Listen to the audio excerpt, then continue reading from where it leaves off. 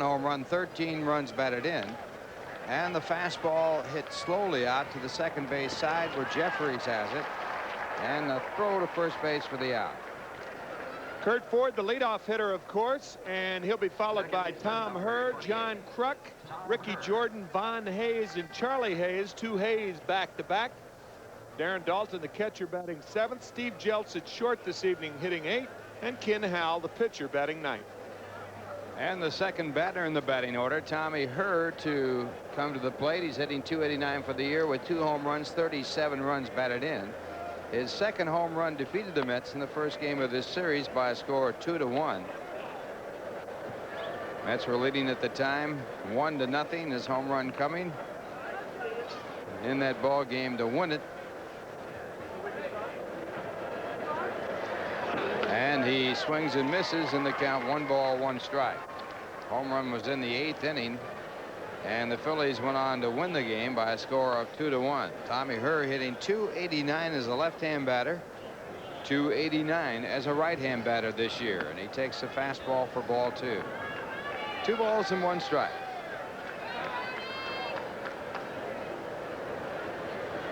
Nick Leyva, the manager of the Philadelphia Phillies, the youngest manager in the National League at the start of the season. He might be the oldest after this year.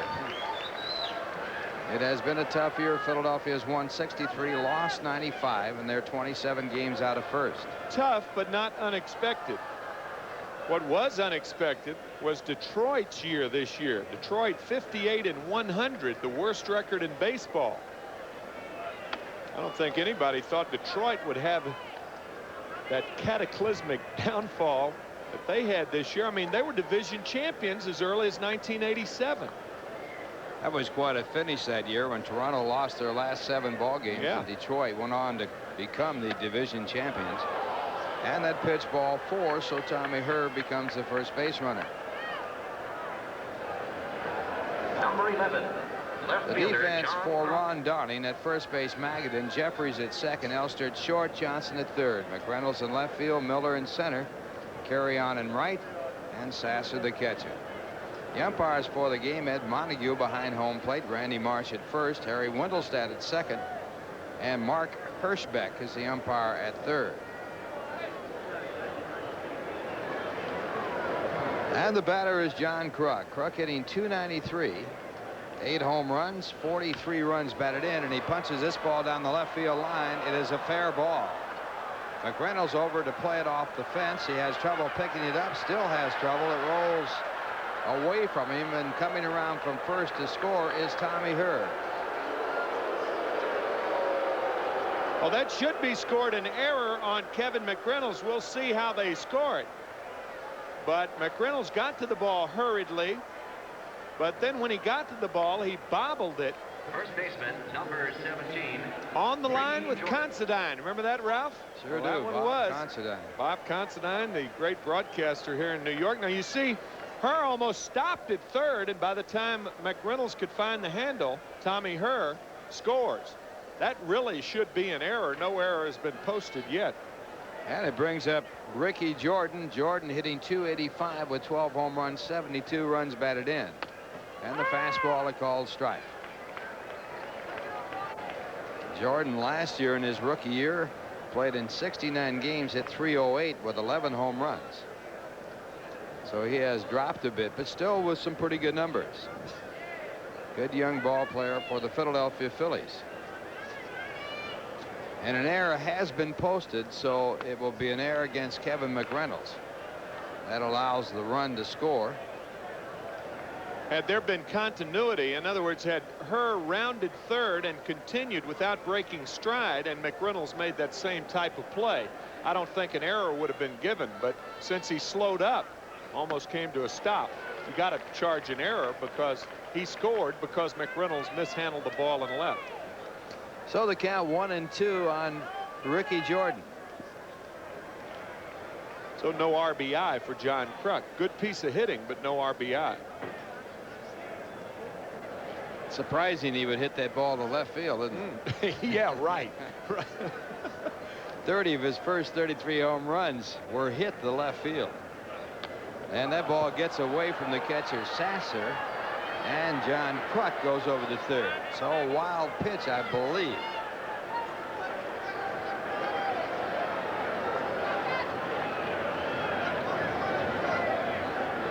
Well, if you're thinking, judging from the first inning, that the wheels have fallen off, you're wrong. They've already fallen off before tonight. I don't know what comes after that. Mets are playing on the rims of their wheels rather than the rubber tires. 2-2 the count. Davey Johnson, the manager of the Mets, and his job has been maybe in jeopardy to some degree. Swing and a miss, and Darling picks up a big strikeout. Expectations high, performance low this year for the Mets. Right fielder, And of course, if you've been reading the papers, there's question as to whether or not Davey Johnson will come back. Frank Cashen has said he has a 3-year contract. Next year will be the second of that 3 years, and he has not made a decision either way. And he will go in and assess, along with Al Harrison, Joe McIlvaine. They will assess Davey's situation as they do every year. And that was the word as recently as this evening from Frank Cashen, the general manager of the Mets. And a fly ball hit the deep left field by Vaughn Hayes, going back to the wall, and to no avail is the left fielder for the New York Mets, and it will be a 2-run home run for Vaughn Hayes.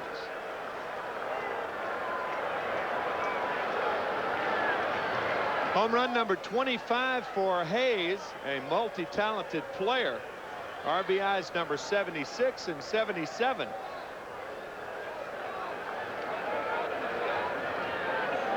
Third baseman, number 8. Now, it's funny.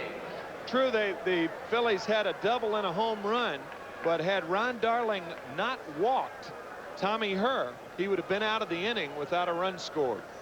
Those walks, especially early in the game, just kill you. And the home run that Vaughn Hayes hit, the 19th home run given up by Gary Darling, and that brings up Charlie Hayes, who was robbed of a home run in last night's ball game on a circus catch by Mark Carrion, who caught the ball in the webbing of his glove over the fence and lost possession of it, but the ball flipped back into the playing field, and he caught it with his bare hand in the playing field, and so it was an out. And the count goes to 2-1 on Charlie Hayes. Charlie Hayes hitting .256 with 8 home runs, 41 runs batted in. Mets trailing by a score of 3-0.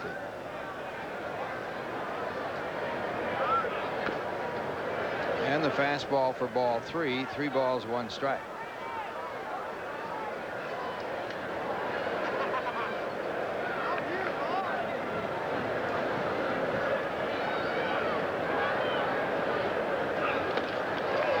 Swinging strike, so it goes to 3-2.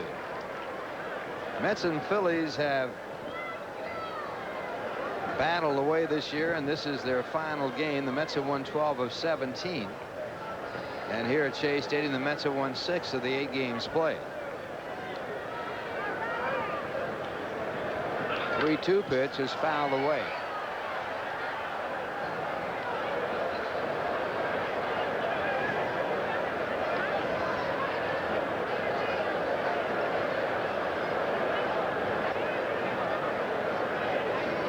Steve Jeltz is the on deck, actually not the on deck batter. He is in the hole, as they say.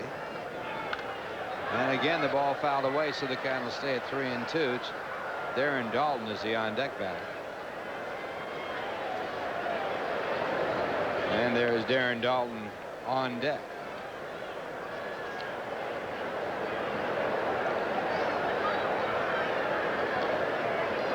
Three balls, 2 strikes as Ron Darling tries to pick up the last out here in the first inning, and this ball hit in the air to deep left center field.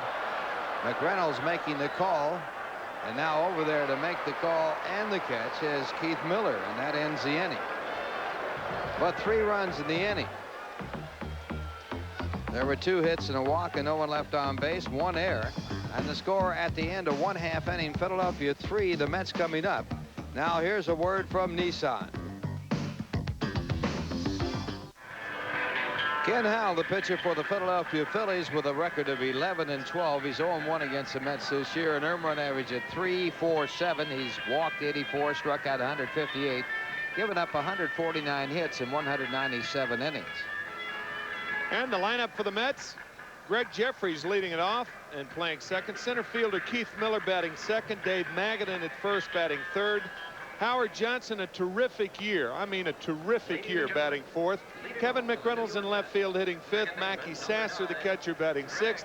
Mark Carrion in there for the limping Darryl Strawberry. Darryl with a sore leg. He's batting seventh. Kevin Elster, the shortstop, hitting eighth. Ron Darling batting ninth. And Ken Howell with the defense is Jordan at first, Her at second, Jeltz at short, Charlie Hayes at third, Kruk, Ford, and Von Hayes in the outfield left to right. The catcher is Dalton, and the first pitch to Greg Jeffries hit in the air to shallow left center. Jeltz backpedaling and making the catch as Kruk goes on by. Kruk like in truck, and he must have sounded like a truck as he pounded by. A Mack Kruk, huh? That's right. John Mack Kruk, I guess you could call the left fielder of the Phillies, or Chris Berman may call him that. It was a good play by Jeltz. Certainly he had to have Kruk in the back of his mind. He almost had him literally in the back of his mind, didn't he? And now the batter will be Keith Miller. Miller hitting .217 with 1 home run, 6 runs batted in. Jeffries was hitting .258 before the out with 11 home runs. And the fastball fouled away, 1-1.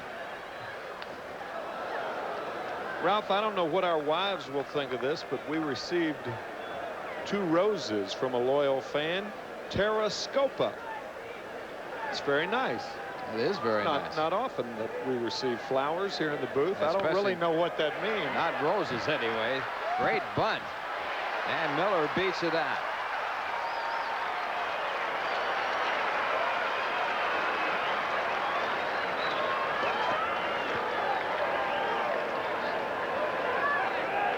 Boy, terrific bunt by Miller, and really a fine play by Hayes to almost get him. Charlie Hayes, the third baseman, did what he could. So Keith Miller with a bunt base hit. Perfect execution by the youngster, and he's on at first base as Dave Magadan steps to the plate. More often than not, flowers are given for weddings and funerals. Tara Scopa giving us some flowers, sending some flowers up tonight.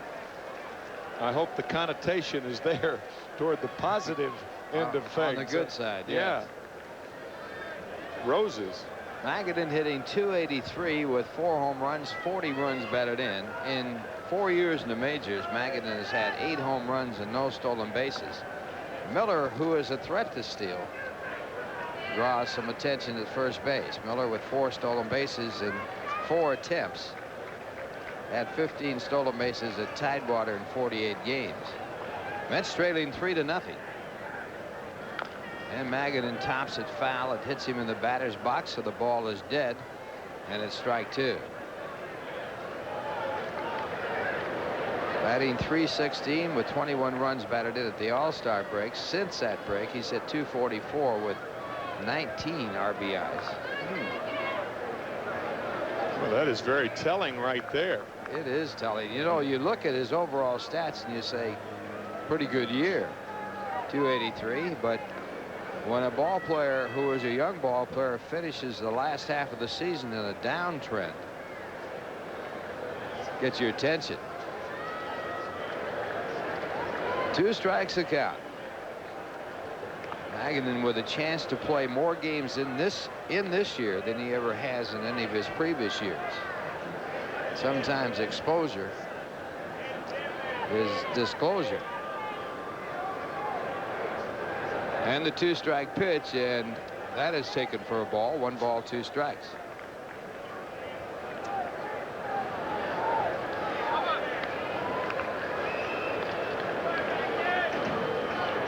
Final game here at Shea Stadium for the Mets this year. They have 4 left in Pittsburgh, a twilight doubleheader Friday night, a night game Saturday night, and the final game of the year on Sunday. Mets with a record of 83 and 74. They still have a chance for second. They're a game and a half back of the Cardinals. Cardinals with a game in Montreal, pardon me, in Pittsburgh. And then they play their last 3 against the Cubs. Of course, it's academic as far as the Cubs are concerned. They have won it in the National League East. Cardinals were hoping to get within 3 games in the loss column, and then they would have a chance to sweep the Cubs to tie. That pitch fouled away, so again Miller back to first. 2-2 the count.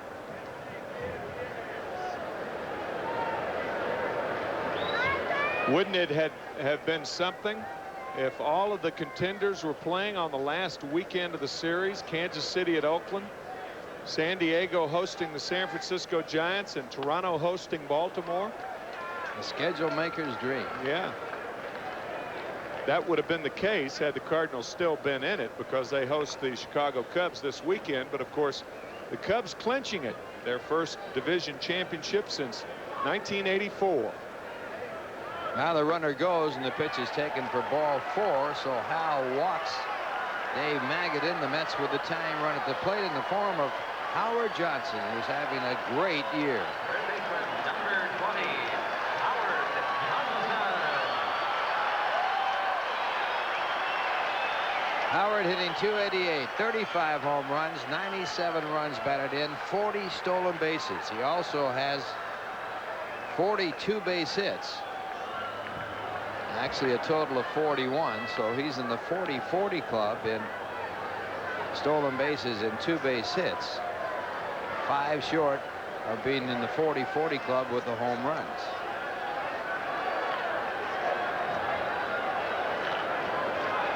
Howard with 100 runs scored and a swing and a miss.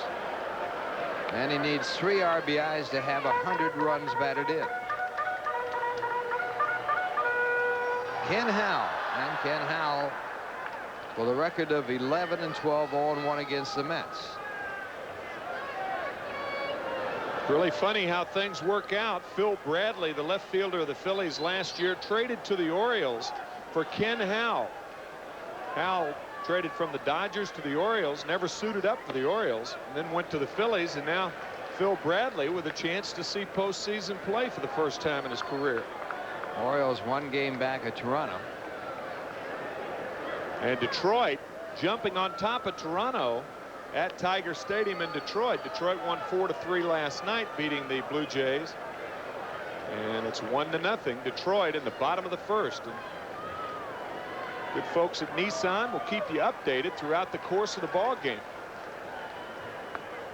And the split finger fastball for ball 2. 2 balls, 1 strike. On deck batter for the Mets, Kevin McReynolds. One of the things that you have to watch for when Ken Howell is pitching is the wild pitch. He has made 21 wild pitches. And the Phillies have tied a National League record with 91 wild pitches this year. Houston had 91 wild pitches in 1970, and there is ball 3, and it's 3-1 to Howard Johnson.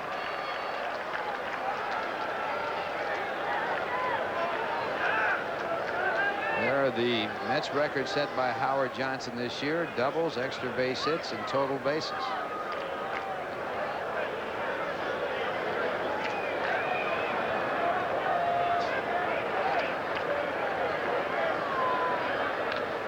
And a foul tip, catching Dalton on the body somewhere. That ball hit him hard.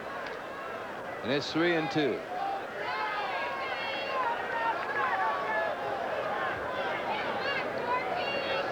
Three and 2. Miller at second has outstanding speed. Magadan at first is slow.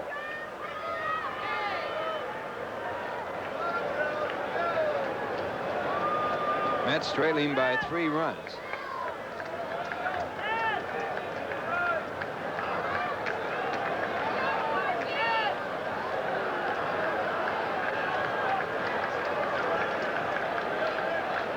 See whether or not Davy Johnson has the runners going. I would doubt it. No, they're going.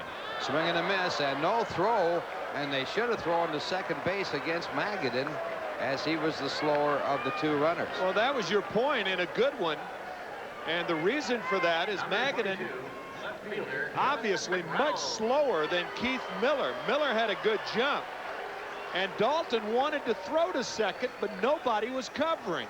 Look, he wants to go to second, but nobody was there. Steve Jeltz should have been the guy covering. You see, Dalton wants to go to second, nobody's there, and he's forced to hold the ball. That gives Kevin McReynolds a chance with runners in scoring position as he takes a fastball for ball one. Those are the things that kill you. Don't show up in the box score. No errors there. But if they'd had the strikeout double play, the inning's over. That's Dave Magadan's first major league stolen base. On the back end of a double steal. First one in his major league career. Now maybe they'll throw over to first base against him. Here's the 1-1 pitch, and it's outside for ball two. 2 balls, 1 strike.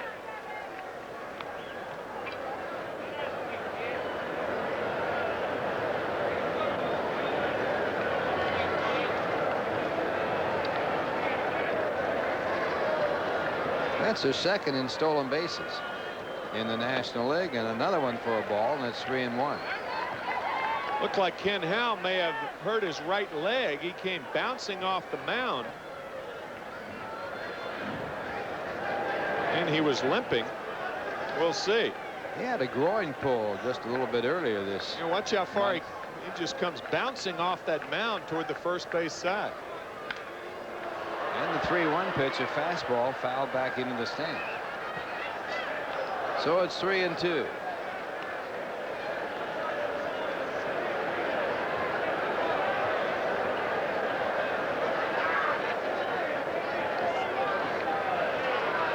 McReynolds hitting .273 for the year, 20 home runs. And he tops this one down the third base side, fielded by the bag by Charlie Hayes. The throw to first base retires the side. So the Mets threaten and do not score, leaving 2 in scoring position, and the score at the end of 1.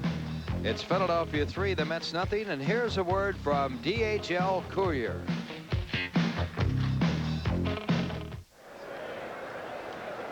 Well, we're going now to the top of the second. Philadelphia leading 3-0, and the first batter for the Phillies, Darren Dalton. He swings and misses. Dalton with a lifetime .209 batting average, hitting .198 this year. That includes a 5-for-5 day against the Cubs. And the breaking ball. 1 ball, 2 strikes.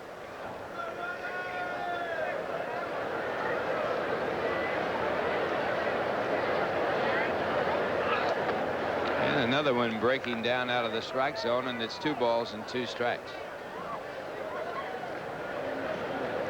Phillies with 3 runs in the first has started with a walk to Tommy Herr. Then a double and an error scored Herr. And with 2 men out, a 2-run home run by Von Hayes to left field. And Dalton is struck out to start off here in the second. Shortstop number 30. You're watching Mets Baseball 89 on WWOR TV, Secaucus, New Jersey. Second strikeout for Ron Darling. And it will bring up Steve Jeltz. Jeltz with a .245 batting average. That's a fine year for him. 4 home runs, 25 RBIs, and he fouls off a fastball. Jeltz had gotten 1,357 at bats. He had hit 1 home run prior to the 1,357 at bats without a home run. Then he got 2 in 1 game against the Pittsburgh Pirates. 1 from each side of the plate. He became the first Philadelphia Philly batter to get home runs from each side of the plate in 1 ball game. That was a game that Pittsburgh scored 10 runs in the first inning and lost 15-11. After going all that time without a home run, Jeltz hit 3 home runs in his next 19 at bats. And they count 2 balls and 1 strike on him.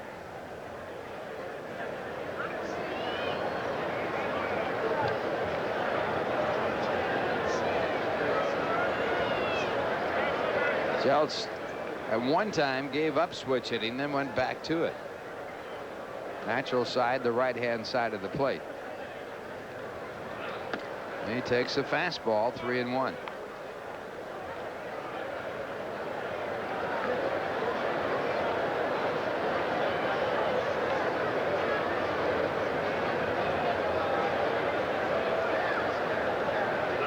And he is walked. So a one-out walk, and then we'll bring up Ken Howell in the bunting situation. Howell was 6 hits and 63 at bats. The pitcher, number 43, Ken Howell.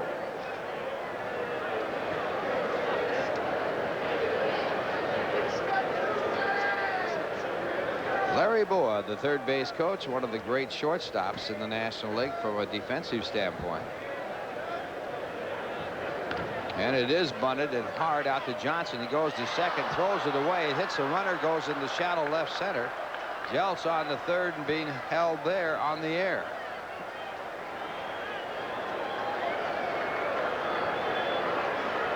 Error on Howard Johnson and a sacrifice. You can't predetermine that the throw is going to be good to second, and that's why Howell will be credited with the sacrifice. But this throw that bounces off of Jeltz is an error by Howard Johnson. It bounces into left center field, and Jeltz gets to third.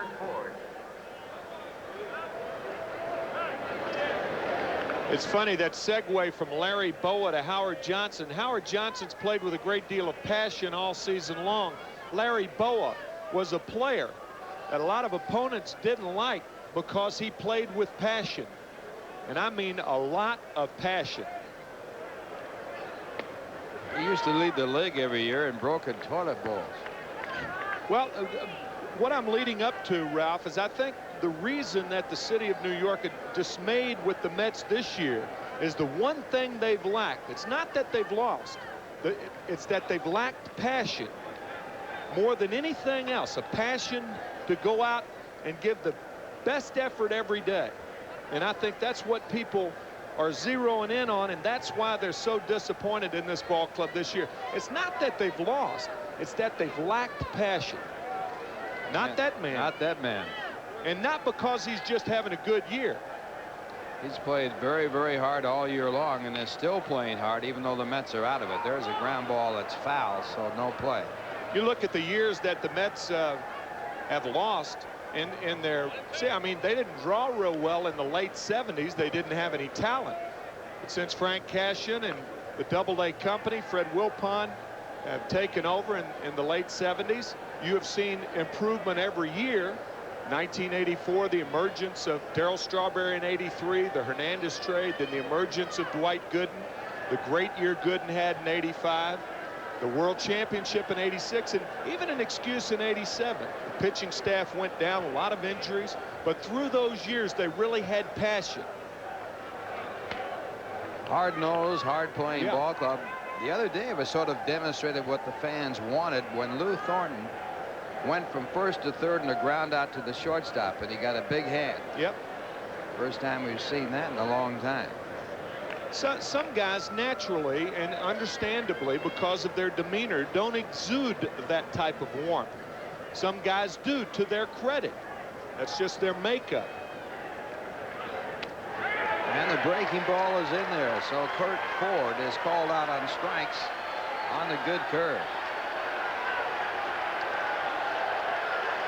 Curt thought the ball was outside. Darling has been throwing more curveballs in more recent outings, and I agree with Curt Ford. That ball was outside. Not according to Ed Montague, who punched him out. And he's the only one that counts. That's the only man. So Ford, in disbelief, is called out on strikes, and that brings up Tommy Herr, who has walked. Tommy Herr hitting .289 for the year.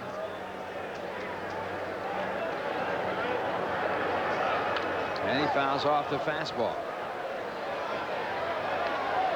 One strike to count to the veteran Tommy Herr. Tommy with a lifetime average of .273 in the 11 years in the major leagues. He's hit only 22 home runs.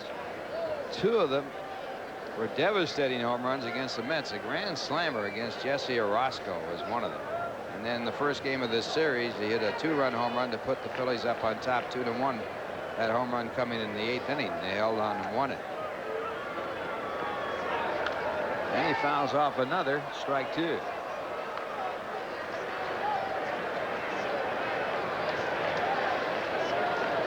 Home run he hit off Jesse Orozco was when he was with the St. Louis Cardinals. Back in 1987. A little donut there on his left thumb, and that means he's got a bone bruise.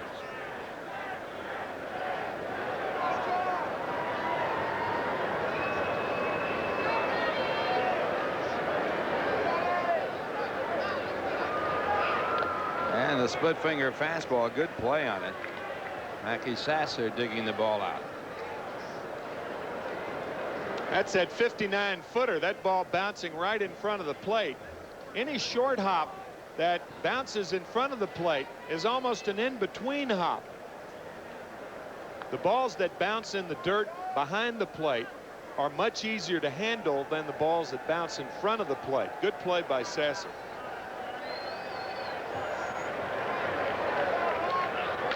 And a hard smash at Jeffries. Catch made, and that will end the inning. So the Phillies threaten and do not score. And the score at the end of 1.5 innings, it's the Philadelphia Phillies 3, the New York Mets nothing. Now here's a word from R.C. Cola.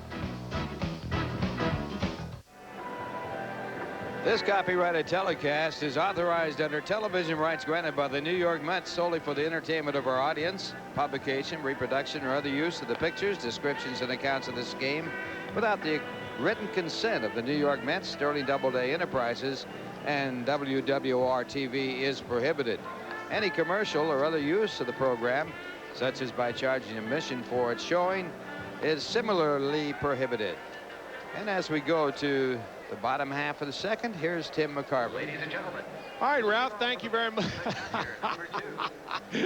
We were kidding Barry Lyons last night. He was listening to our broadcast from the dugout, and we were kidding, saying that the only reason we're saying things good was because he was listening to us, and we were talking about how he should be the MVP and he agreed. In the National League, and he agreed, of course. His colleague Mackey Sasser takes a ball from Ken Howe. 3-0 Phillies here in the bottom of the second. So that fan picked that one up. Picking up on something right there, young man. Popped up in foul territory. Ricky Jordan and Darren Dalton giving chase, but it's about 15 rows up.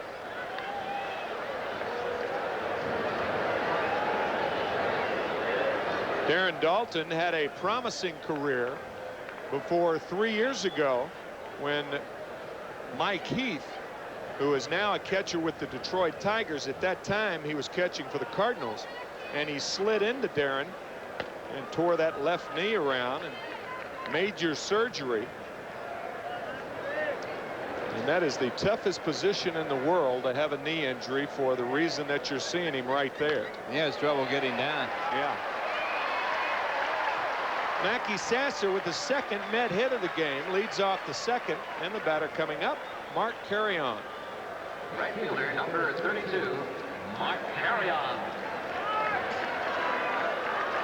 You mentioned those 91 wild pitches. I would imagine part of that reason, Darren Dalton's inability to get both knees down and block the ball to keep it out in front of him.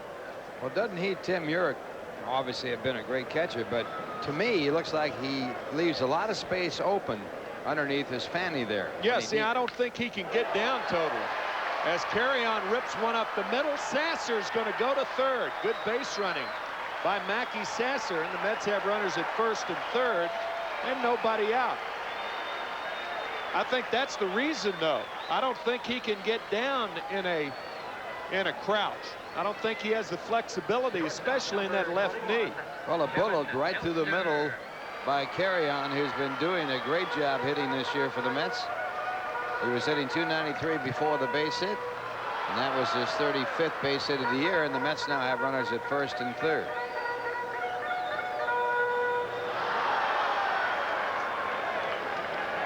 Kevin Elster has matched last year's long ball total, 9, He has 52 RBIs, and that breaks a Mets record for shortstops.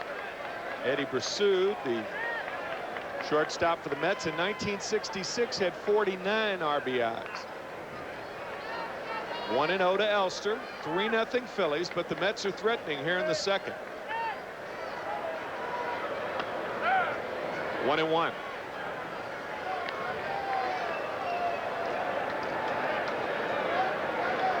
There's a big differential right there, as you see how Kevin Elster finally got it started, and since that All-Star break has done a good job for the Mets. He's done a great job all year in the field. Tap toward first, and Jordan wanted to go to third or come home, and he eventually gets Elster, who tried to dive into first. But really, Mackey Sasser, that was a good base running play by Mackey. He would have been trapped at home, there was no doubt about it. Little topper out to the first base side. Jordan holding against the runner now is going to come home, and then when he sees Sasser stop, he goes back and makes the tag on Elster. So good base running by Mackey Sasser, and it almost worked. He faked coming home. He drew Jordan in, but not quite enough, and Jordan was able to dive to get Elster. Carrion on the play, moves to second, and Darling swings and misses at the split finger fastball. 0-1 to Darling. Ronnie with 9 hits on the year, batting .127.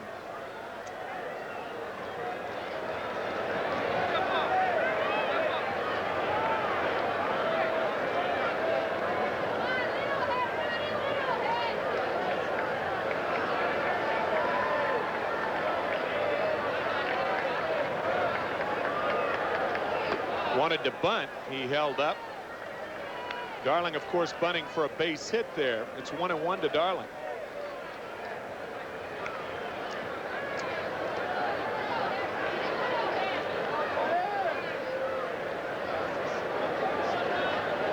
Darling with 2 home runs this year. They came in back-to-back games.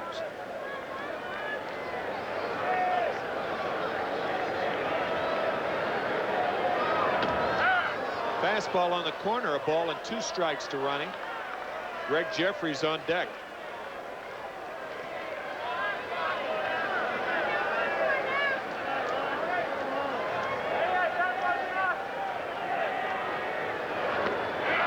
Went too far. Strikeout number 2 for Ken Howell. So after the Mets had runners at first and third, they now have runners at second and third, 2 outs. And Jeffries the batter. He popped to short his first time up.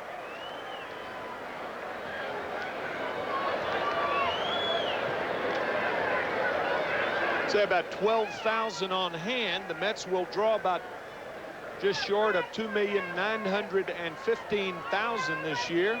The only club in the National League to go over 3 million will be the Cardinals. 9 clubs in the American League have drawn over 2 million. 5 clubs in the National League. Toronto Blue Jays leading the major leagues in attendance with 3,226,000. The new Sky Dome up in Toronto. They'll tack on another 100,000 plus in their 3-game series with Baltimore. Yeah. Jeltz, a quick, good play to get Jeffries. The Mets threaten but fail to score. After 2, it's 3-0 Philadelphia, and we're back after this from the Wiz.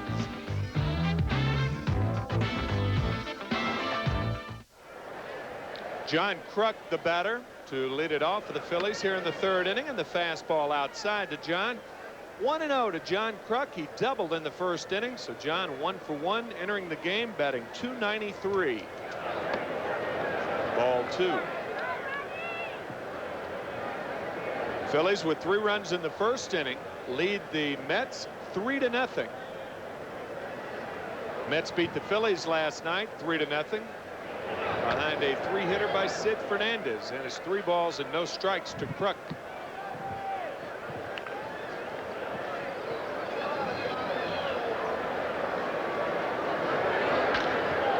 Hitting, and that was to be expected, and he pops one into left again. So John Kruk is now 2 for 2, and the batter Ricky Jordan. Jordan struck out his first time up.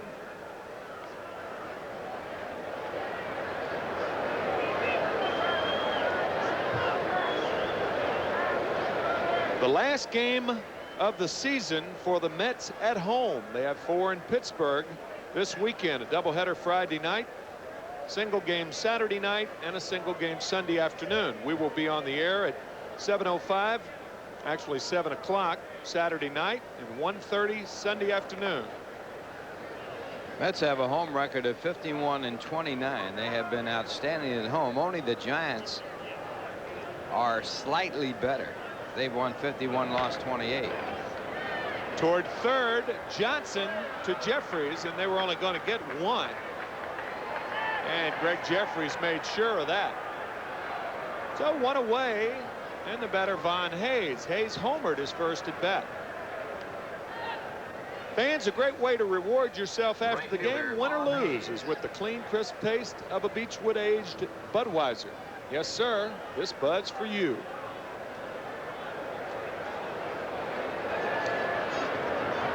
Certainly was not unrealistic to assume before the season started, Ralph, that here at Chase Stadium there would be activity in late October. And you know what? There will be. It's 0-1 to Hayes. Got some entertainment coming in here. 6 performances by the Rolling Stones. Mick Jagger and company.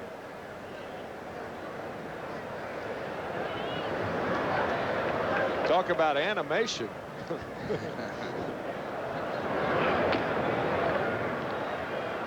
One of your favorite groups, right? Absolutely. Nothing?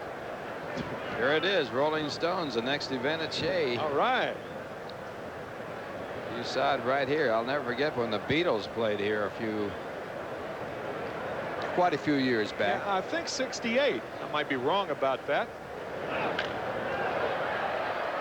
Mid to late 60s. It might have been 65. They brought the Beatles in here by helicopter, dropped them down in the field and took them out that way, and it was 50,000.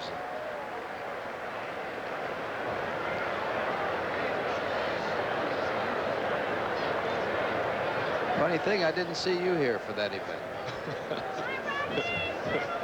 And you won't see me here in late October for the Rolling Stones either.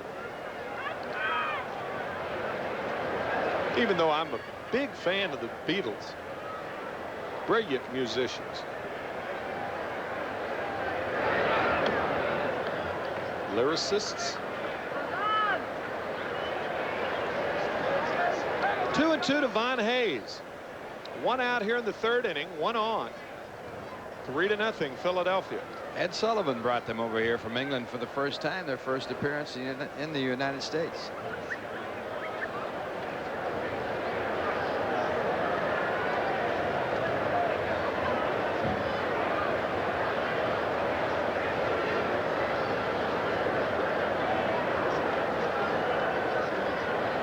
Ringo, John, Paul, and George.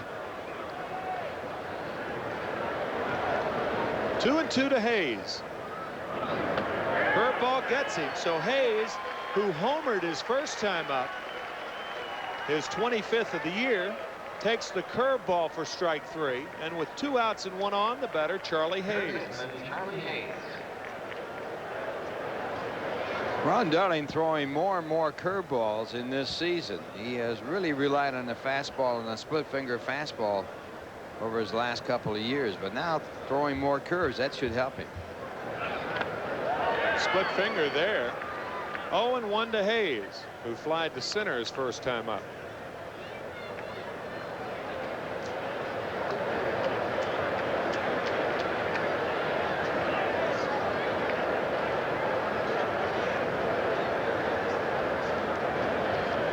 I'm sure that dude will be here for the Rolling Stones.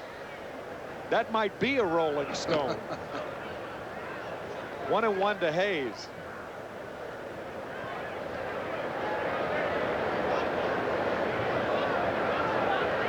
What would drive a person to wear their hair like that, or to buy a wig to wear them? Just to get on television.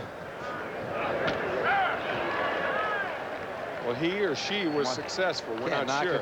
Can't knock him for wanting to be in show business. Looks like the NBC logo. Ball and 2 strikes to Charlie Hayes.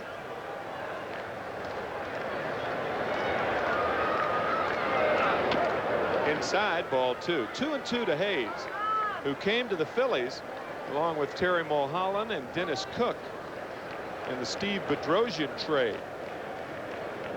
Steve Bedrosian's got to be happy about that. He is looking at, in all probability, in postseason play, unless the Giants lose 4 in a row and San Diego wins 4 in a row.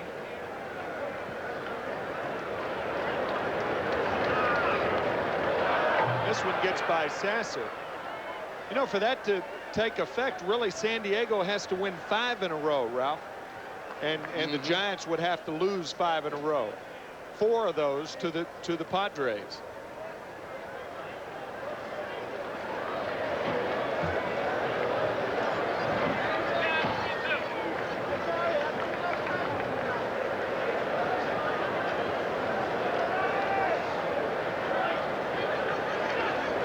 Three and 2 to Hayes. 2 outs. Jordan at second.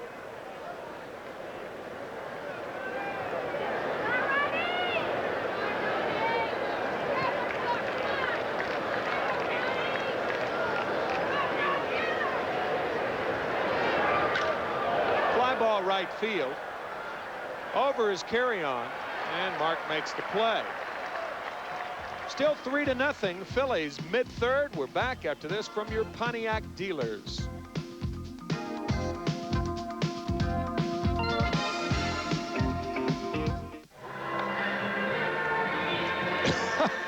Iguana.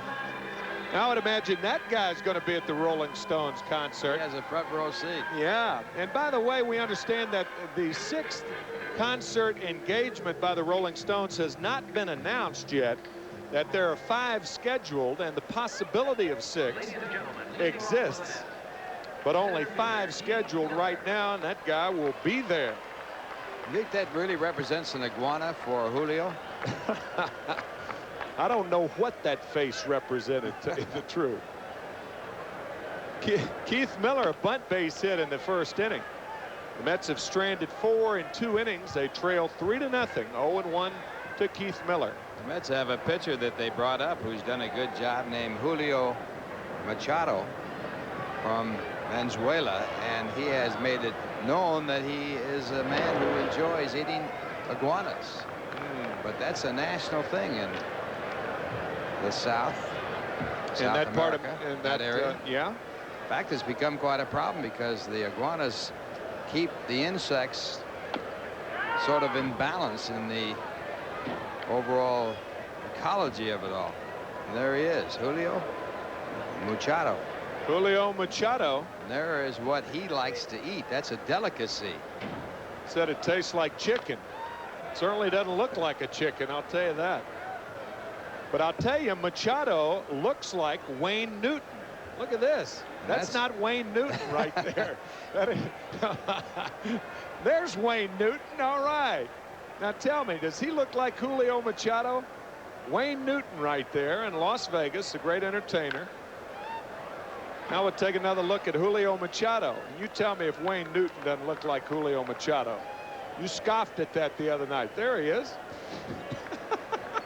I'll tell you, since he's been pitching, he's certainly been as good as Wayne Newton on the mound for the Mets. Certainly a great prospect. As you look at Wayne Newton, who draws as big a crowds as anyone in Las Vegas. So Miller grounds out. 1 out here in the 3rd inning, and here's Dave Magadan coming up. And here's the Nissan National League scoreboard. Pittsburgh 1, St. Louis nothing. That's in the bottom of the 5th inning. The Mets still have a chance to finish second ahead of the St. Louis Cardinals. Chicago 5, Montreal nothing, bottom of the 5th. Atlanta playing in Houston, Cincinnati and San Diego, and San Francisco against the Dodgers.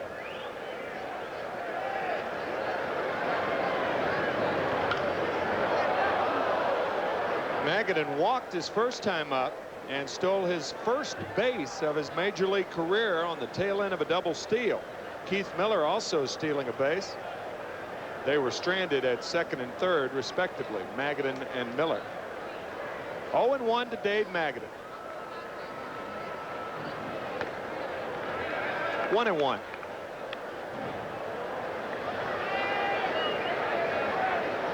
Our home plate cameraman, Andres Hernandez, is telling us that he doesn't eat iguana. He's from Cuba. He said, not him.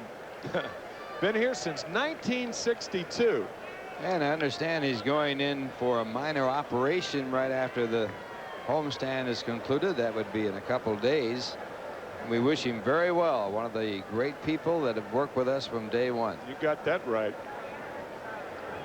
Of course, you know what the definition of a minor operation is, don't you? It's when it's on somebody else. 2-2 to Magadan. Andy turned 39 again earlier this year. That's about the 15th time he's turned 39 years of age. Otra vez. Still 2-2 to Magadan.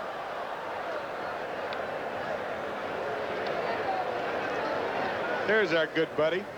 All right. Since 1962, the home plate cameraman for the New York Mets. 2 years at the Polo Grounds with Ralph and Lindsay and Bob. That's his shot right there.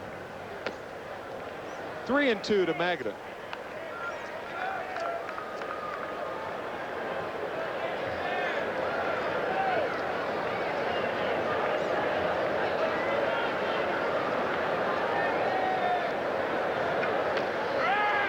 Got him. A tailing fastball gets Dave Magadan the third strikeout for Howell. 2 outs here in the third. And the Nissan American League scoreboard, the Yankees won Boston 0 top of the fourth. Detroit leading Toronto 1-0 bottom half of the third. Baltimore just getting underway. Minnesota in Chicago, Texas and Oakland, Cleveland and Seattle, and Kansas City in California against the Angels. Howard Johnson, the batter. He struck out in the first inning with runners at second and third and 1 out. And Kevin McReynolds made the final out in that inning. A ball and no strikes to Howard Johnson. Mets have had runners at second and third in both of the first 2 innings.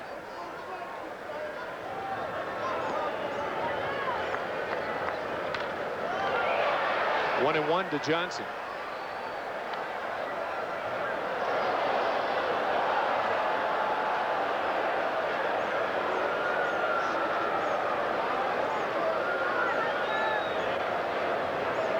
It's funny how the game operates. The man who has had the best year for the Mets was the subject of the most trade talk last winter. Howard Johnson. The best trades usually are the ones you don't make. Often. Ball and 2 strikes to Hojo.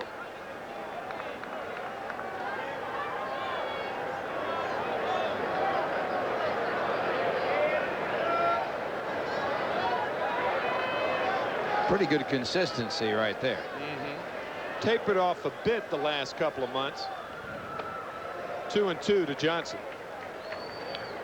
Johnson playing in his 149th game. He's swinging the bat lately like he's tired. Doesn't look like he has the same bat speed that he had earlier. A lot of that because of his base running. All the stolen bases he has. That combination of power and speed can tire you out. 41 stolen bases, 35 home runs. And he's acquired a few thousand fans, I would say, with the year he's had this year for the New York Mets.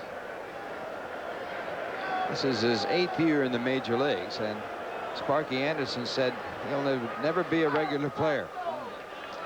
He may have acquired more than 3,000 extra fans or several thousand extra fans since he signed his new 3-year contract, over $6 million. He certainly earned it this year. But he goes down on strikes against Ken Howe, the 4th strikeout for Ken. He's now retired 6 in a row. He has a 3-0 lead after 3, and we're back after this from Anheuser-Busch.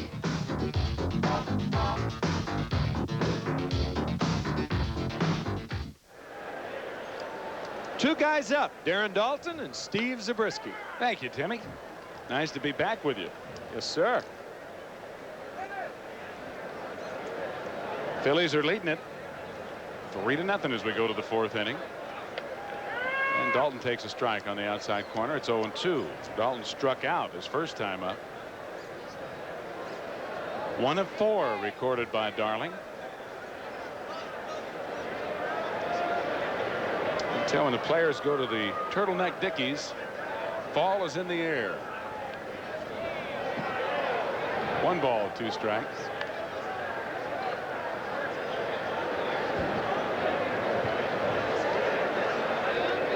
Have you seen this toy they have now? This Teenage Mutant Ninja Turtles? You don't have children of that age, but no, but I've read about that particular toy. It's one I do not understand. Speaking of turtlenecks. We're in an age of genetic engineering. Maybe that would, I don't know, lead toward it. Seems sick to me. Breaking ball in the dirt, and it's now 3-2. So Darling had Daulton 0-2, and now a full count as Daulton leads off the 4th.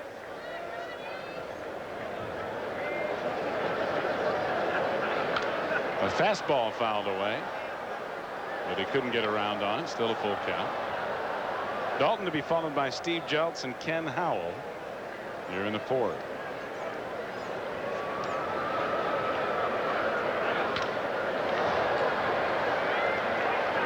Keith Miller right there hardly had to move for out number 1.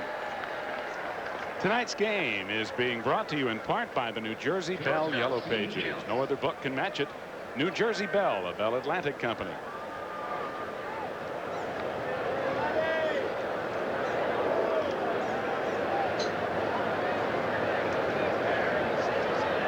Steve Jeltz walked his first time up and went to third base on an error on Howard Johnson, but was stranded there as he fouls off the first pitch for strike 1. I'll tell you when we missed you. Friday night when Ralph and I were talking about Key Largo, and I made the near fatal mistake of saying that Clark Gable was the male star in that movie. We needed our movie expert here. Well, you know what? The funny thing about it is I got wind of it. Even though I was in a hotel room preparing for a football game, I get a phone call in my hotel telling me that they're looking for me on TV to answer this question. I don't even know what's going on. Out of the clear blue sky on Friday night, some guy calls me up and says, Timmy needs your help. Who was in Key Largo? I said, Humphrey Bogart. He says, right.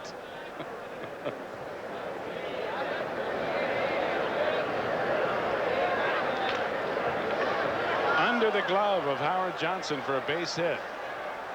Big turn by Jeltz, but he will hold it first. And the Phillies have their 4th base hit. I have since been reminded by a friend of mine the movie about which I was thinking. It was not Key Largo. It was Mogambo, starring Clark Gable and Ava Gardner. Are you sure this time? I think it was Ava Gardner. Here we go again. I hope so. I do too. Howell, the sacrifice, maybe a little too hard. No, Magan is just going to go to first as Jeffries covers, and with 2 out, Jeltz will be at second base.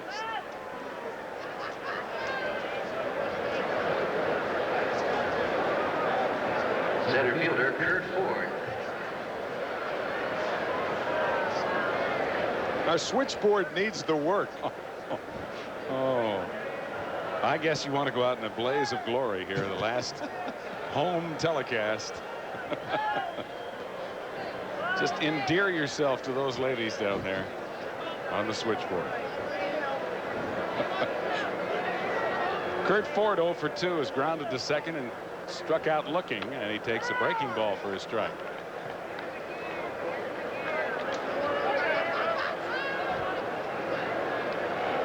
My dad called me on Saturday. Oh, He had really? heard the broadcast Friday night. Did he And know he it was berated Bogart? me. Oh, yeah. My father lives in Memphis, Tennessee, and catches the broadcast on cable down there. He berated me for not knowing Humphrey Bogart starred in Key Largo. Can't know everything. And I don't. What year was that movie? I think 1948, I believe. How are we supposed to know who was in that movie? We were mere babes. If we didn't before, we do now. I'll tell you, we are experts on that movie. That's when they put the poster up on the air. Grounded foul into the Mets dugout. 1 ball, 2 strikes. The play by the jacketed and gloved Barry Lyons. It looks like he's got a couple of jackets on. Steve Jeltz is second with 2 out. We're in the top of the 4th with Philadelphia leading 3-0.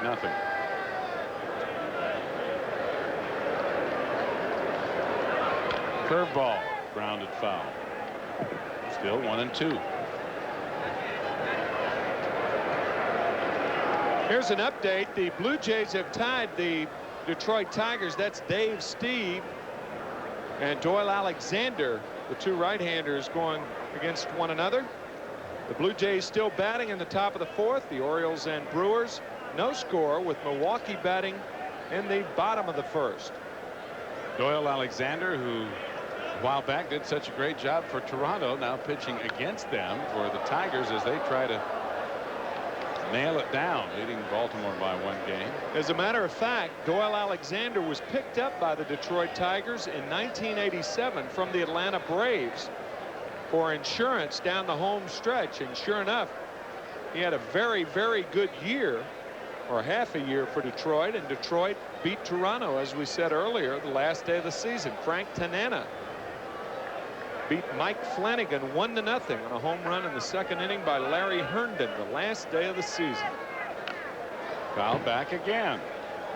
Might be a little emotion running through that Detroit ball club in this series just because of that. Yeah, they've got an opportunity to make it tough on Toronto. They can't perhaps prevent them from winning it because they do get to play Baltimore the last 3 games of the season.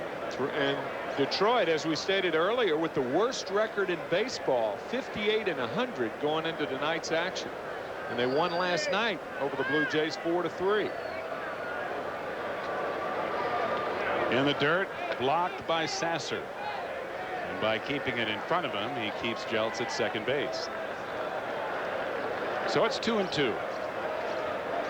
Good play by Mackey.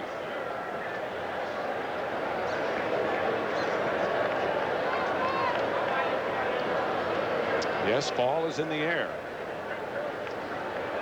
Can Winter be far behind? She's prepared for anything.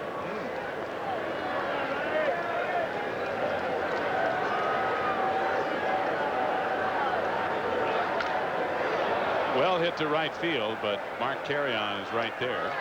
And the inning is over. No runs and a hit, 1 left in the 4th for Philadelphia. Still 3-0 Phillies after 3.5, and we're back after this for the New Jersey Bell Yellow Pages.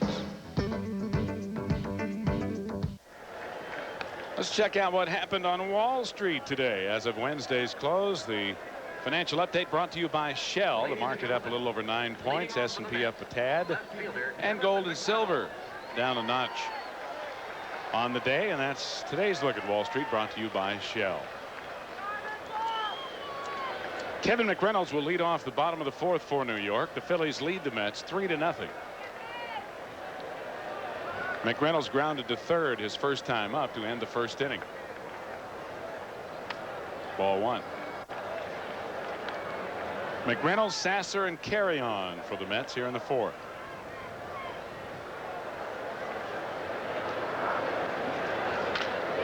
Tapper to short. Jeltz gets the easy hop. 1 away.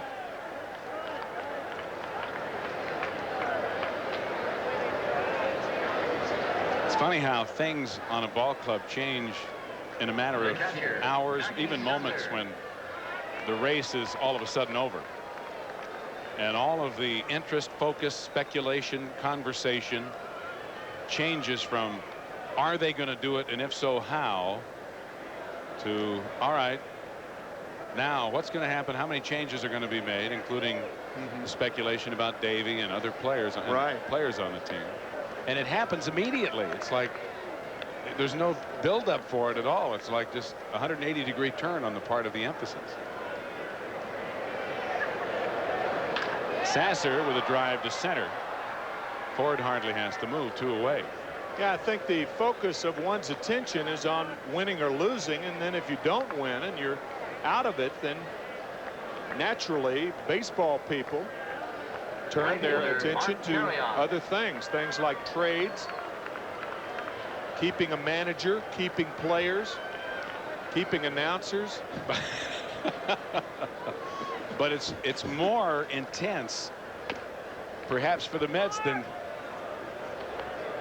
many, and not any other team, but many other teams, because of the expectations and because of the New York media market. Right. Fastball inside. 2 balls, no strikes.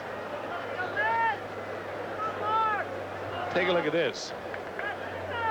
The difference in the Mets statistics in certain elements. That's high. Ball 3. Mel Stottlemyre and Davey Johnson and Joe McIlvaine have all said the increase in walks a big factor. 110 more as a staff. And I think it's safe to say that the pitching has not been as good as the Mets thought it was going to be. Well, look at the saves. The saves down. I think it's fashionable to rip stats in this day and age, especially in baseball, because there's such an abundance of stats. Boy, you talk about stats coming into focus as far as the Mets are concerned. If we could take a look at that sheet one more time. Saves are down by 8. Walks, as you said, Steve, 110 more walks this year than last year. 11 fewer shutouts. Only half the shutouts. Yeah, the pitching staff, 22 complete games, and the pitching staff's given up almost a half a run a game more this year compared to last year. And you can see with the hitting woes that the Mets had and the half a run more of an earned run allowed, I'll think about the unearned runs that have been allowed because the Mets have not played, shall we say, crisply in the field. Right. Foul back. 1 ball, 1 strike to Kevin Elster. The walk to carry on puts him at first with 1 out. The second walk issued by Ken Howell. Now let's look at the other side on offense. 50 fewer runs, 11 points lower in batting average, and 25 more errors defensively. That's a ball. 2-1. The walks received are down, and the strikeouts are up. So really almost every category, almost all 10 categories, 5 offensively and 5 from a pitching standpoint, are poorer. This one, however, is much better as Kevin McReynolds hits a 2-run home run. Kevin Elster, his 10th home run of the year.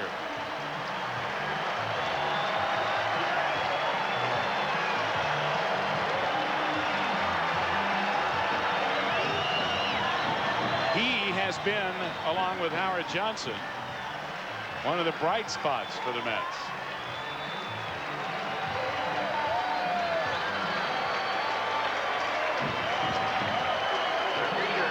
An inside fastball, and Elster has shown that he can handle that ball inside. Pop up into short left center field, and plenty of hang time for Curt Ford to get there and retire Ron Darling and the Mets. But Kevin Elster's 10th home run of the year, a 2-run shot, has the Mets back in it. It's 3-2 Philadelphia after 4. Back after this for Express Mail.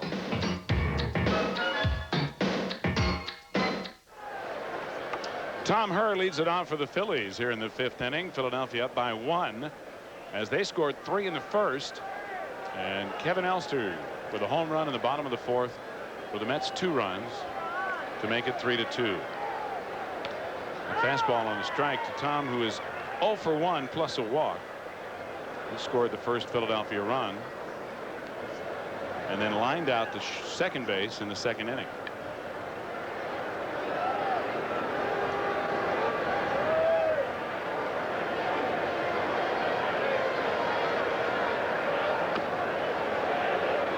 One and one.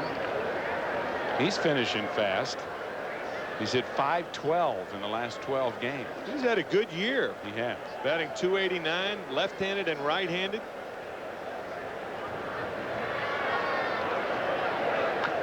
Check swing foul on a pitch that was up and in. 1 ball, 2 strikes. I'll tell you, sometimes you got to be lucky with the trade also. And Tommy Herr, a case in point. Last year, April 22nd, 1988, he was traded to the Minnesota Twins for Tom Bernansky. Bernansky has done a great job for the Cardinals. Herr did nothing for the Minnesota Twins. I mean, nothing. He's traded to the Phillies for Shane Raleigh, and now Raleigh's doing nothing for the Twins, and Herr's having a good year with the Phillies. And the Twins just won the World Championship 2 years ago. And this year as a team, they did nothing. Yeah. Talk about weird, but sometimes it's, you know, you're making the trade for the right purpose, as the Twins were. They tried to get Herr. They knew he had a lot of good playing left, but not until he came to the Phillies did he start performing. Near home now, Lancaster, PA. Fastball high, so it's 3-2. Darling with quite a few deep counts already in the game.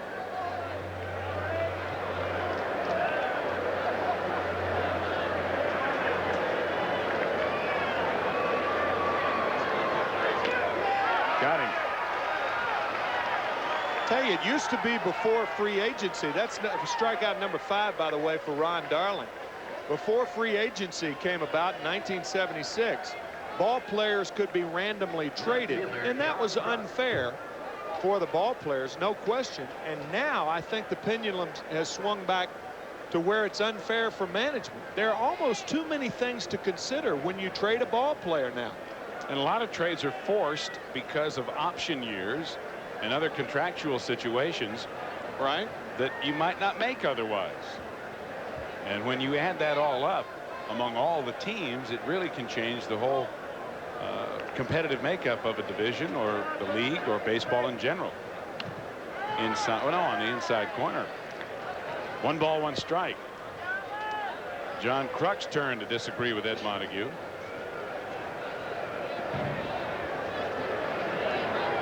Kruk is 2 for 2. It's inside, 2-1. One that gets me is I want to be traded near my home. And really, I mean, Tommy Herr, that's one of the reasons given why he's performing so well. Lance Parrish from Southern California, one of the reasons he was traded there, and a number of players. Well, you hear about it all the time. A player gives a list of the teams to which he will accept a trade. Right. Anything other than that, don't even bother. And a lot of times that's confining to management, because they often can't accommodate a player with exactly where he wants to go. When you look at it from their point of view, you have to realize that they may not be able to get what they're looking for from those particular teams, and yet they're forced sometimes.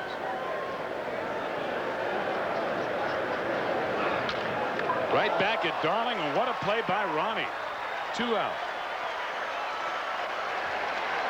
Time for a Mets memory, and Mets memories are brought to you by The Wiz. It was September 28, 1988, the top of the 9th, with 2 out, and the Mets leading 3-1 against Philadelphia. And a strikeout by Ron Darling of Lance Parrish to clinch the Eastern Division for the New York Mets as they won it 3-1. Ah, what a contrast to 1988. And remember, nobody beats The Wiz. Here's Ricky Jordan. Interesting that Lance Parrish should be featured. Yeah, really. Right after you bring up his name. Gosh. Jeff Mitchell's getting spooky down there, huh? Telling you. ESP's working or something. Right. Tapper up the middle and by. Elster into center field. Jordan's first hit of the night, and the Phillies' 5th.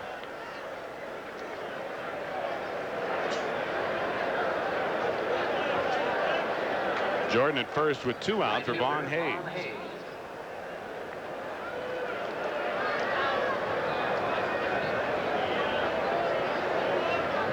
Guess we'll have to see what we can come up with before Jeff comes up with it. Hayes had a 2-run home run in the first inning, struck out in the third.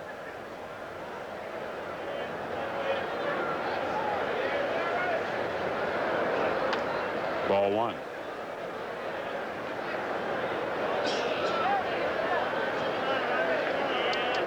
Von Hayes' season is a tale of two halves. Tore it up the first half and a little flat the second half.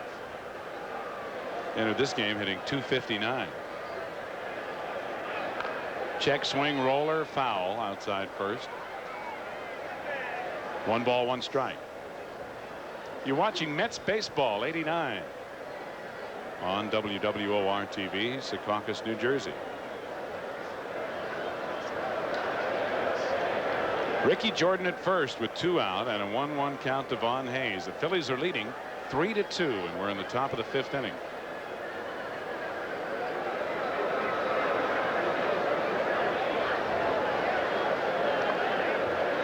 Here on your station for movie trivia.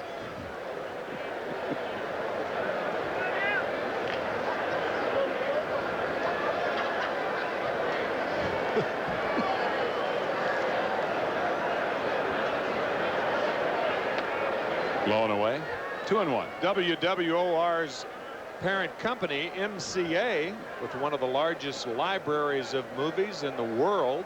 They also, MCA, which of course is Universal Pictures, produces a tremendous amount of films currently. Hayes with a looper into center field. Miller couldn't get there. Short hopped the ball after a long run, and it'll be a base hit for Hayes. Runners at first and second with 2 out. Third baseman Charlie Hayes. Even with 2 out, Ricky Jordan unable to go to third base.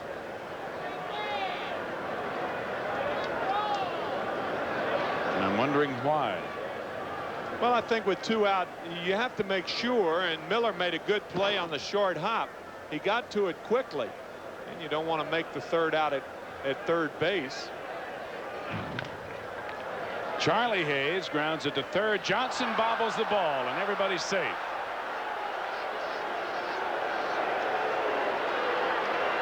That's the 3rd error of the game for the Phillies, or for the Mets, I beg your pardon. Phillies have played errorless ball. The 2nd error on Howard Johnson. Trying to throw this ball too quickly. And he lost it in the transfer.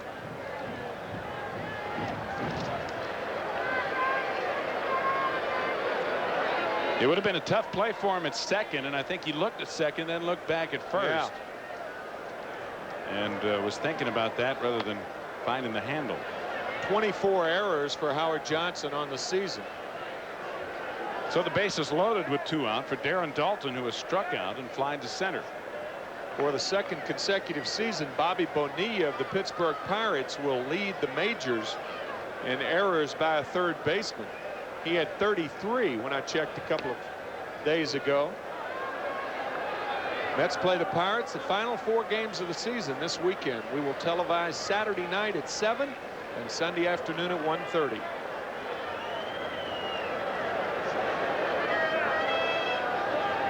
Two balls, no strikes to Dalton. Fastball ripped to right field for a base hit. Carry-on has it, but 2 runs will score. And on the play, Charlie Hayes goes all the way around to third. So runners at first and third, and the Phillies now lead it 5-2.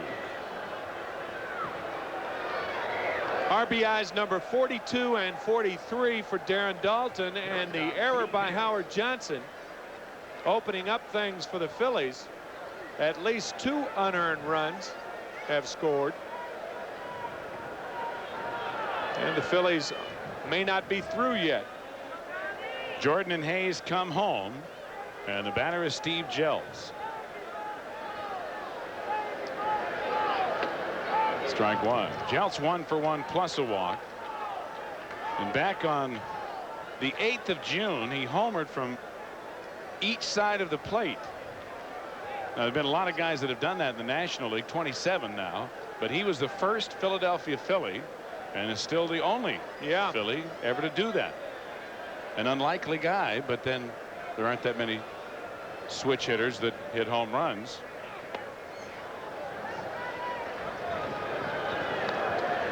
When you think of switch hitting home run hitters, you have to think of Hojo these days right on top of the list.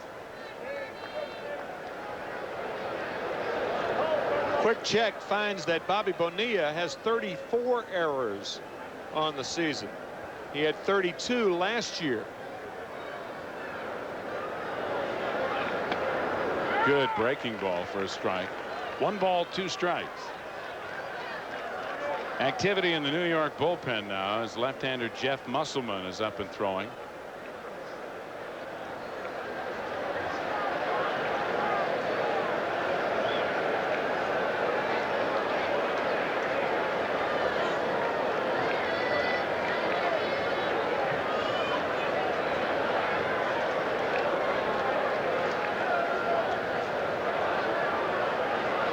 Curveball popped in the air in foul territory. It'll be out of play, and the count remains 1-2.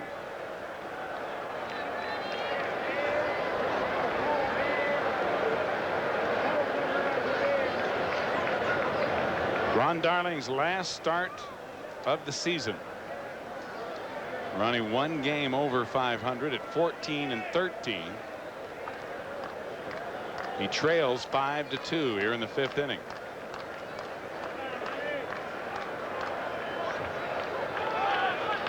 Check swing roller to short as Dalton was running from first. Elster throws out Jeltz and the inning is over, but the Phillies score 2 runs on 3 hits and 1 big error, and after 4 1/2 lead the Mets 5-2. Back after this for your Pontiac dealers.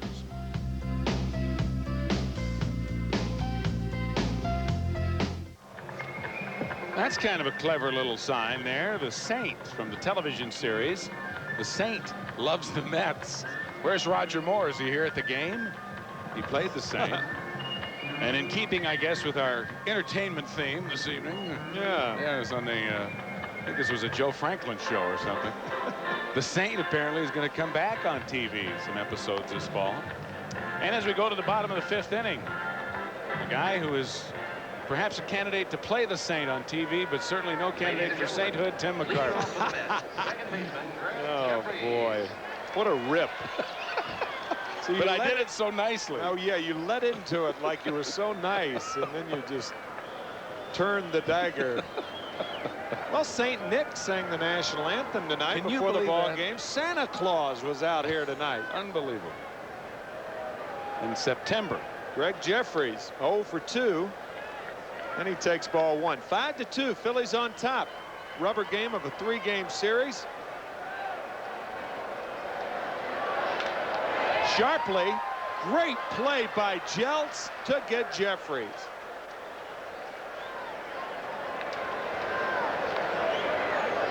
He looked like the Matador, didn't he? Except he didn't lay it. He caught it. This is soft hands right here. This ball's smoked. And it's hit so sharply that even though Jeltz takes his time and is way out on the grass and Jeffries runs well, he throws him out by 10 feet. Great play. Keith Miller now. Strike 1.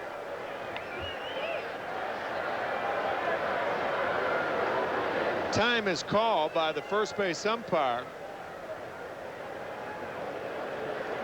The ball girl on the right field line had to retrieve something, and now the umpire kicked something that was thrown out onto the field. First base umpire Randy Marsh. Jeltz on another play. Boy, 2 sparkling defensive plays by the Philly shortstop Steve Jeltz. 2 outs. Jeltz knows how well Miller runs, and so he knows he has to charge this ball, but in doing so he gets almost an in-between hop. He would have much rather gotten there in time to short hop the ball, but he stayed with a very wicked in-between hop and threw him out.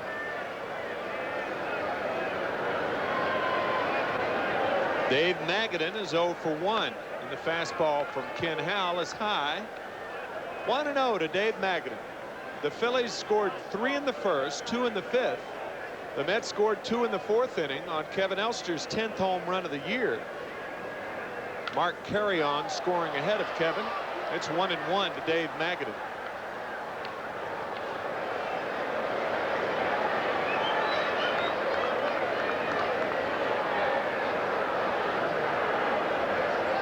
Baltimore and Milwaukee still scoreless after 2.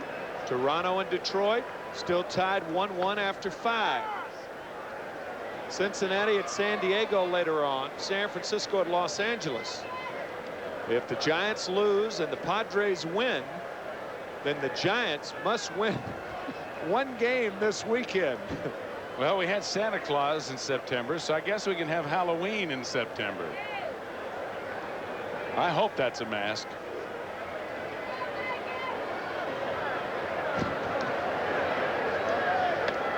Two and 2 to Magadan.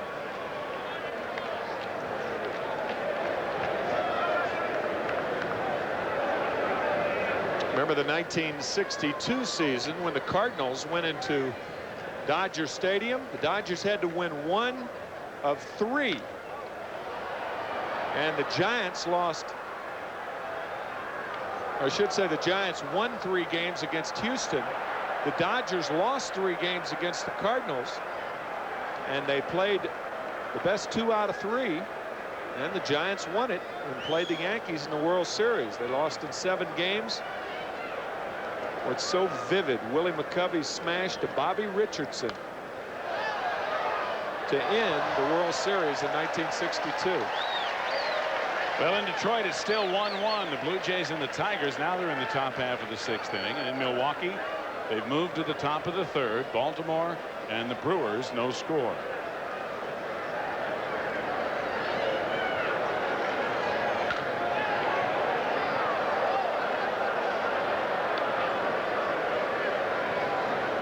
Still 2-2 to Magadan. Most unlikely hero for the Cardinals, Gene Oliver, a catcher. Remember Gene Oliver possibly? Hit a home run off Johnny Padres at Dodger Stadium to beat the Dodgers 1-0 in the 3rd game of that series. And Gene Oliver was in the parade in San Francisco. The San Francisco Giants flew him up to San Francisco after the World Series to be in the parade. That 2 out of 3 playoff series between the Giants and the Dodgers, if I remember right, all 3 of those were day games. I think you're right. And yes. I remember cutting school to see that. Having grown up in California, I had a vested interest. Yeah. Since both teams were playing. And that was some big 3-game series. Sharp play by Jordan and a great at bat for Magadan. Magadan's going to go to 3rd now as the ball rolls around the wall in right field. Hayes finally retrieves it, and Magadan has his 3rd triple of the year. Or will it be a double and an error on Hayes? We'll see. Nope, triple all the way. Magadan is slow of foot by most standards, so triples are not easy to come by for him. But look at this ball curve, hit the wall. Now here comes Von Hayes. Whoops, it hit something right before Hayes could get it, and the spin on the ball caused it to kick by him. Hayes took a little double crow hop, but really he took it after he saw there was no way he could get Magadan anyway. Howard Johnson now, he has struck out a couple of times, a couple of errors in the field. One of the rare games this year that Hojo has not sparkled. And I think you and Ralph made a very astute observation earlier, Timmy. He's got to be tired. I'll tell you the thing that's important to Hojo, despite all the team records. 1-1. Hojo has 97 RBIs. And as nice as it would be, and it's very improbable that he would hit 5 home runs in the last 4.5 games of the season to get 40 home runs to go with 40 stolen bases. Hojo would very much like to have 100 RBIs. That is entirely possible. He's got a chance here with Magadan at third. It's a ball and 2 strikes to Johnson. Hojo needs 3 RBIs for 100 on the year.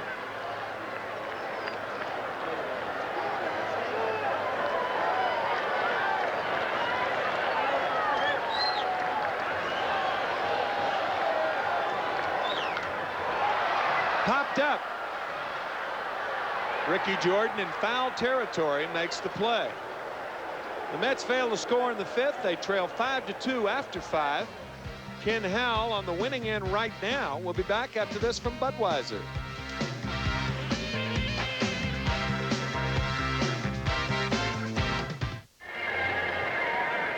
Well, the Nissan Stola base game grand prize winner will be announced before the end of this telecast, so stay tuned.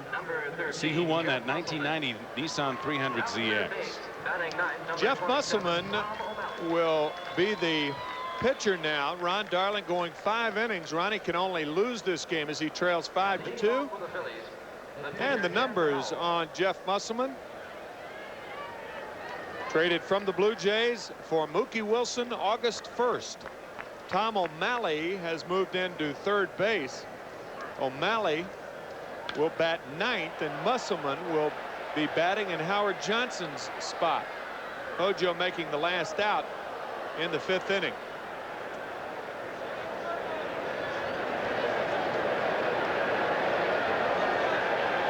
Oh, and 1 to Ken Howell.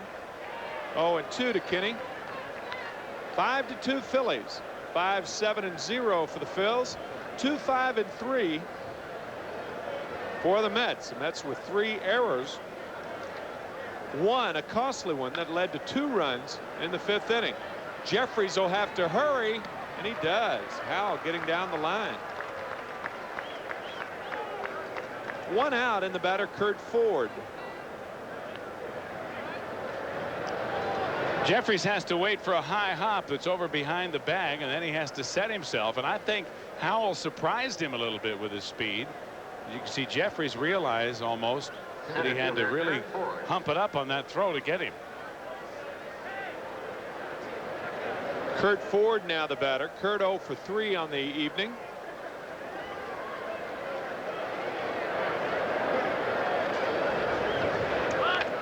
And he wanted to bunt. He fouls it off. 0-1 to Kurt Ford.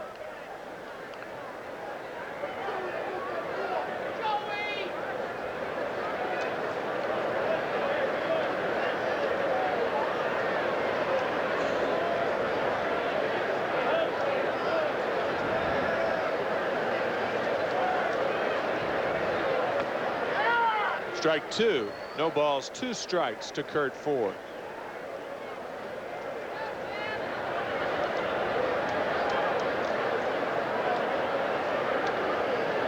Keith Hernandez catching our game and grading us down there. Yes, Bex. How you doing? Yeah, that's thanks. That's the way the whole season's gone. Anyway, here is the grand prize winner, the Nissan 1990 300ZX, presented tonight to this year's grand prize winner, Patricia Francica.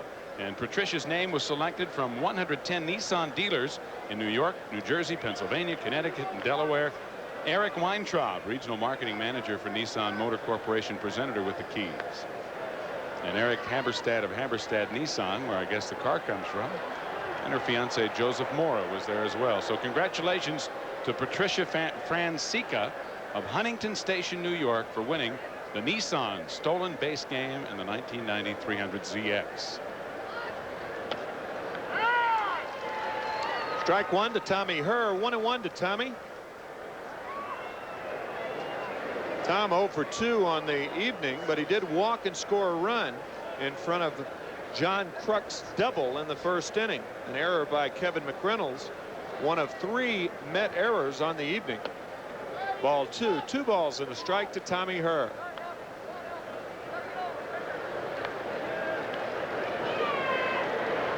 I'll tell you, Keith Hernandez rooting for the San Francisco Giants now that the Mets are out of it. Probably go back home with his dad, John and Gary, you're not going back home, huh, Keith? Is that Forget it, huh? You're staying right here, he says. But are you rooting for the Giants? Yeah. I mean, you grew up in the shadows of Candlestick Park. Willie McCovey, number 44. Candlestick Park may be reason enough not to root for the Giants. Having to go there as a child, as Keith and I both did, right, Bex? Well, they're building a new ballpark in San Francisco, though. They haven't voted it in yet. Yeah, but I think they're going to vote it in this time. Just a gut feeling. Little mix-up and a good play by Musselman. Magadan went to cover first. He saw Musselman there, an easier play, and Jeffries followed through with the play. So scored 4-1. 3 up, 3 down for the Phillies. After 5.5, 5-2 Philadelphia, and we're back after this from DHL Courier.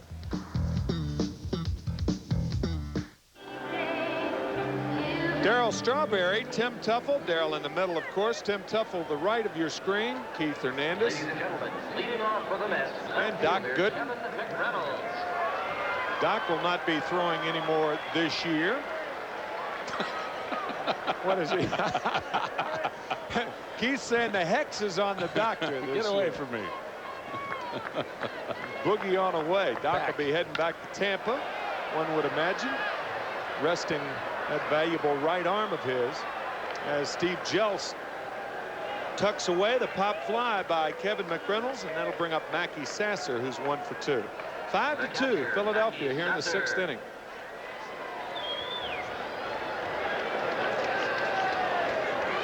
So far, we've discovered that Keith Hernandez is going to stay in New York. Maybe we should pass the earpiece around and find out what everybody's going to do here at the end of the season.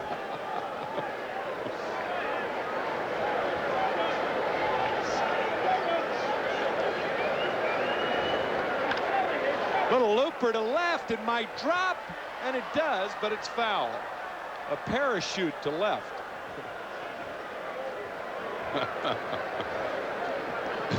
Mackey and Ken Howell both laughing about it.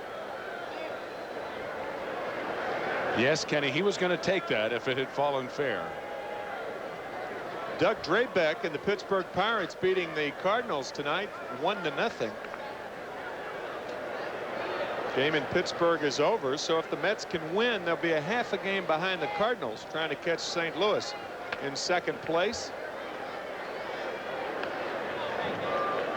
1-1 to Mackie Sasser.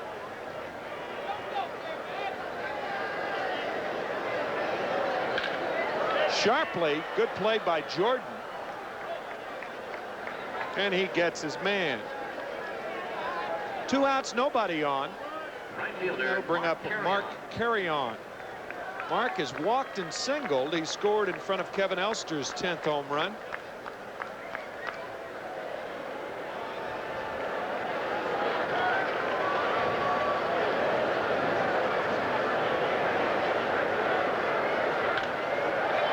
Fouled out of play, 0-1.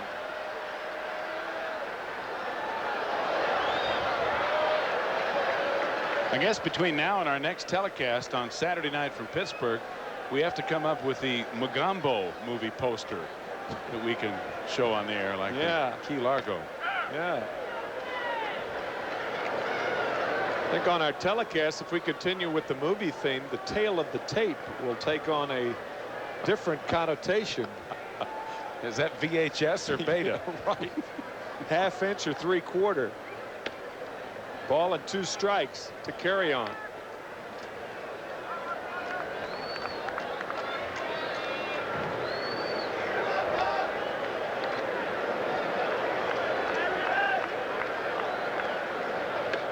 Outside, ball 2. 2-2 to carry on.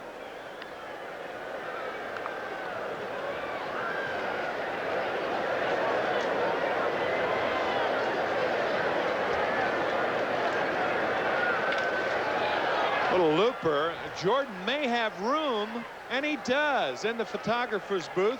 Nice play by Ricky Jordan. The Mets go in order. Ralph Kiner joins Steve Zabriskie. 5-2 ball game after 6. Ralph joins Steve after this from Texaco.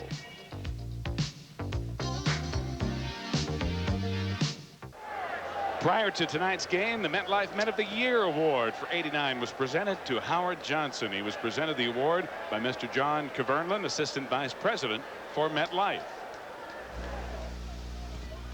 MetLife is delighted to present the MetLife Men of the Year award to Howard Johnson, one of the most outstanding players in the game today.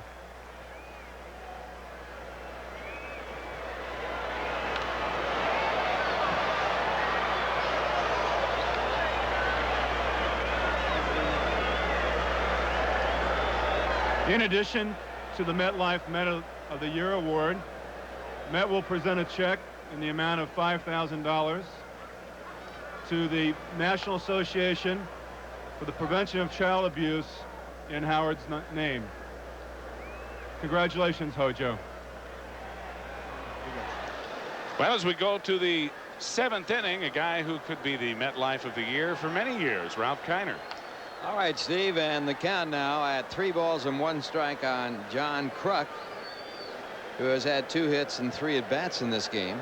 Doubled in the first, singled in the third, and then grounded back to the pitcher. Jeff Musselman, the pitcher, and this ball hit in the air to left, playable for McReynolds. He eases over and makes the play, so 1 away. First baseman Ricky Jordan. Well, with the MetLife Mets of the Month, back in April it was Len Dykstra, who's now a Philly. Barry Lyons won it in May, filling in and doing well. Hojo won it in June. In July it was Mackie Sasser, as both backup catchers did well. Kevin McReynolds won it in August. And the MetLife Met of the Year was Howard Johnson for just a superior season. And Ricky Jordan takes his first pitch from Jeff Musselman, and it's ball 1. Jordan in this game 1 for 3 with a single to center. Philadelphia leading by a score of 5-2. They've out hit the Mets 7-5. 2 balls, no strikes to Jordan.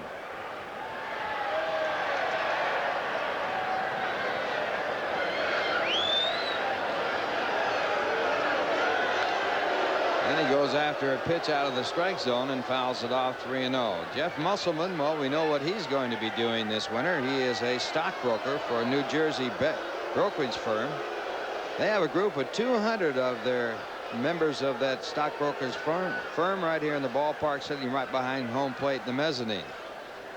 I wonder if Jeff got him the tickets. He probably did. 200 tickets. They're out here to enjoy baseball with Jeff Musselman, and that pitch hit on the handle and slowly out the shortstop, where Elster turns it into an out. So 2 men away, and Von Hayes the batter. Hayes with a home run in the first, a 2-run home run. He also has struck out and blooped a base hit to center.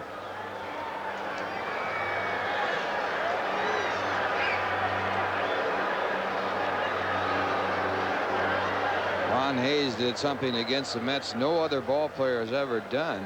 2 home runs in the first inning of a ball game. What a first inning.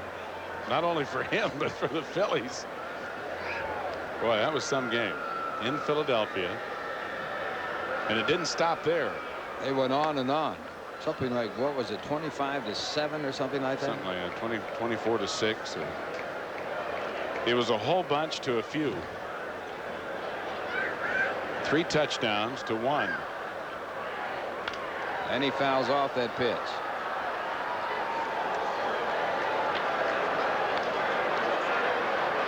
Back in 1985.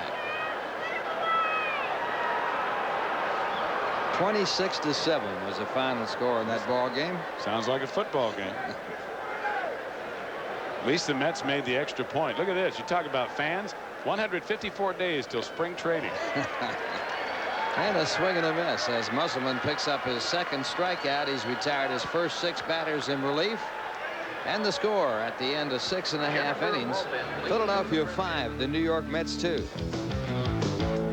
Now here's a word from Bud Light. Nobody tells it like the Daily News. You know, in college, I played baseball as well as I wrote. still do. New York's home team paper. Time is running out for you to join in the fun in the Florida sun. Ultimate Week, the Mets Adult Baseball Fantasy Camp, where you can play with and against your Mets heroes, is filling up fast. And the deadline for you to sign up is October 15th. So don't wait. Call 800-525-METS and sign up now for the only remaining week, January 28th through February 4th. It's your chance to live the dream, the ultimate baseball experience. Ultimate Week, 800-525-METS. Well, fans, for those of you who have Mets season tickets and you'd like to purchase some for the 1990 season, here's what you need to do. Just send your name, address, day and evening phone numbers, and your ticket information request to the Mets Sales Department, Shea Stadium, Flushing, New York, 11368. Sometime early next year, you'll receive a packet containing information on available season ticket plans, prices, and an appointment to come to Shea and view the available locations. That's the Mets Sales Department, Shea Stadium, Flushing, New York, 11368. Bottom of the 7th inning, and the Cardinals have lost to the Pirates by a score of 1-0. If the Mets can win this ball game, they would be 1/2 game out of second. But the Mets are trailing by a score of 5-2, and the 2 runs that the Mets have coming on a 2-run home run by Kevin Elster back in the 4th inning. Elster now with 10 home runs. He had 9 his rookie year. And he takes the first pitch for ball 1.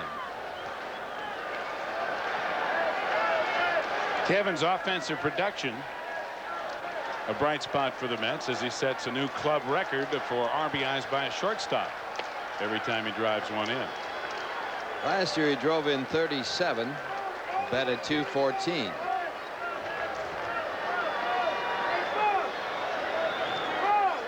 Now has 54 runs batted in, and he takes that fastball for ball 2 and make it ball 3.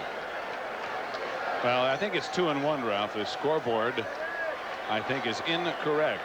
Yep. There's Ed Montague. 1 ball, or 2 balls, 1 strike. Here in the last game of the season, the scoreboard operator finally made a mistake. 2 balls and 1 strike. Eddie wants him to change it, I think. Yeah, now. Bottom of the 7th inning, and the Cardinals have lost to the Pirates by a score of 1-0. If the Mets can win this ball game, they would be 1/2 game out of second. But the Mets are trailing by a score of 5-2, and the 2 runs that the Mets have coming on a 2-run home run by Kevin Elster back in the 4th inning. Elster now with 10 home runs. He had 9 his rookie year. And he takes the first pitch for ball 1. Kevin's offensive production, a bright spot for the Mets as he sets a new club record for RBIs by a shortstop every time he drives one in. Last year he drove in 37, batted .214.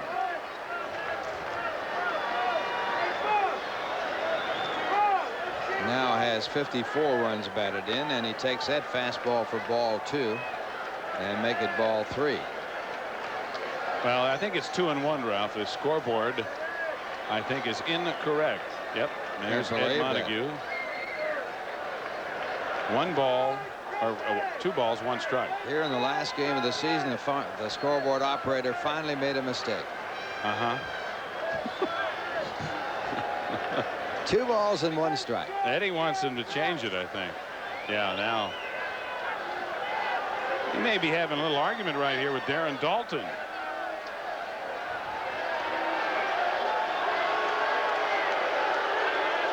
Well, Dalton can't be arguing about the scoreboard count because it was 3-0 on the scoreboard. That's right. And they changed it to 2-1, so it was in their favor. Well, apparently, Darren Dalton was saying something, but usually umpires don't take exception as long as the catcher doesn't turn around. Now it's 2-2. Now you can talk to that umpire if you look out at the pitcher. Get away with just about anything, but don't turn around. That is ball 3. Now the count 3-2.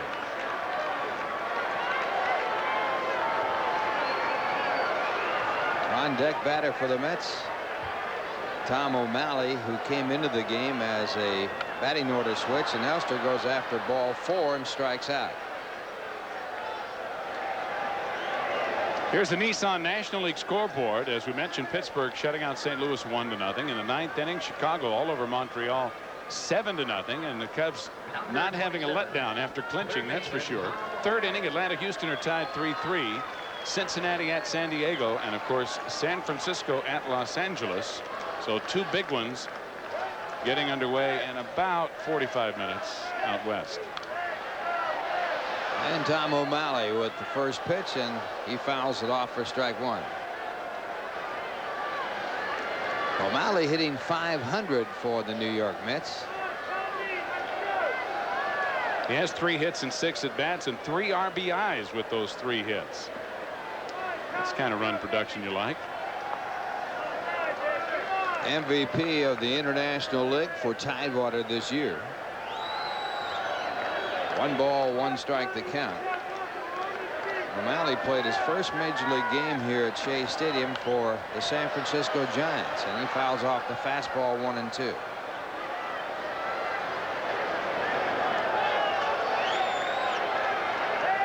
Took the red eye in from Phoenix and got here.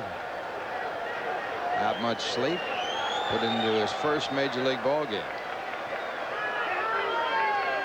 Maybe no sleep. And it's in there, called strike. So Ken Howell picks up his first 2 outs on strikeouts here in the 7th. Here's the Nissan American League scoreboard. The Yankees beat Boston 3-0. Toronto and Detroit are still tied at 1-1 in the top of the 7th inning. Baltimore and Milwaukee still no score, top of the 5th. Minnesota and the White Sox 1-1 in the 4th. And later on, Texas at Oakland, Cleveland at Seattle, and Kansas City at California. That'll bring up Greg Jeffries, and he takes a fastball high. Jeffries 0 for 3. He's 1 for 10 in this series against Philadelphia. He had been red hot.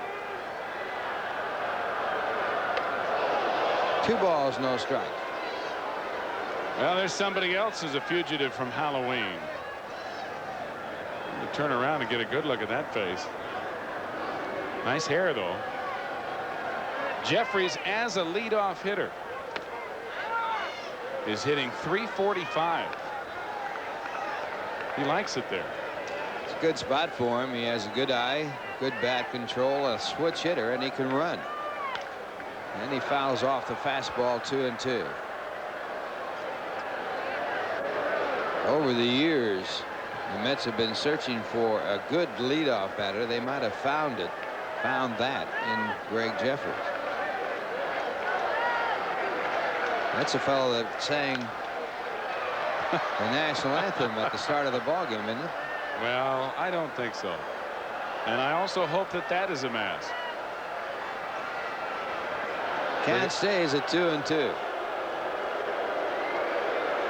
On the other side of the coin about Jeffries, though, you know, as the Mets, their fans and the media look back at the season at what went wrong and why they did not win the division. Off the glove of Steve Jeltz, and we'll see whether or not they score that as a base hit. It was a tough play for Jeltz. He's made a couple of great plays in the game, and I'd have to believe that they would score it as a hit. It would have been a very difficult play. It is being scored a base hit. Ball away, and Jeffries goes with it, lining it just off the glove of Jeltz. So it's the 6th hit for the Mets. And he's at first with 2 out. That'll bring up Keith Miller, who has a base hit and 3 at bats. He pops it up. Tommy Hura, the second baseman.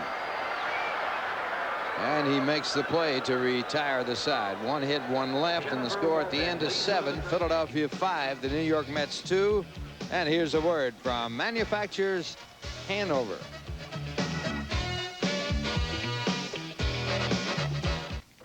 I'm Roland Smith. After the Mets, a newborn is found in a soda carton. Airplane parts fall from the sky. and were the U.S. air pundits drinking? Join us.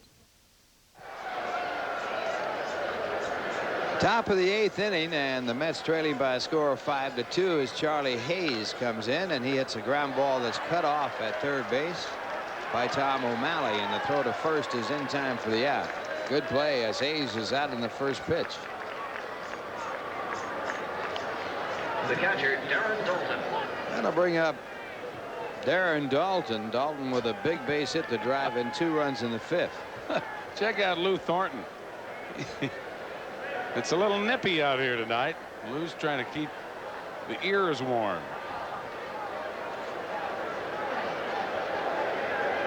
Few frost warnings that have gone down the line for tonight, later on the night. And Dalton takes the curve for ball 1. In Detroit now, the Blue Jays have gone out in front of Detroit 2-1 in the top of the 7th inning. There's still no score between Baltimore and Milwaukee, top of the 5th. And Musselman misses with that pitch for ball 2. 2 balls, no strikes. If Toronto wins that game and Baltimore were to lose, then the Blue Jays would lead by 2 games. And the fastball for a ball. Well, if it's cold down there in that bench, and it looks like it if you look at Lou Thornton, how about Keith Hernandez? Bare sleeves, no sleeves, No bare jacket. arms, no jacket. 3-1. I think Keith may be getting ready to swing the stick here. Yep. Retying the shoes, getting stretched. Musselman, the pitcher, is due to bat in the Mets half of this inning. We're in the top of the 8th. Musselman would be second up in the inning after Magadan. 3-2 the count, and it's hit up the middle, and Dalton, who was sitting under 200, gets his second hit. So he's now 2 for 4. Shortstop. And that's the first hit off Musselman, who had retired 7 in a row since entering the game before Dalton's single. Wally Whitehurst appears to be the next pitcher for New York. And the next batter for the Phillies, Steve Jeltz. Jeltz with a walk, a single, and a ground out. Officially 1 for 2.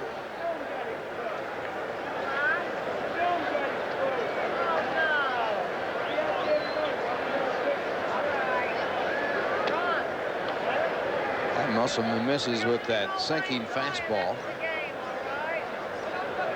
I want you to know, Mr. Kiner, that I was informed by Mr. Stan Isaacs of Newsday that you nudged me out. You're kidding. In the movie trivia test. Can't believe that. Yes. You're a maven on that stuff.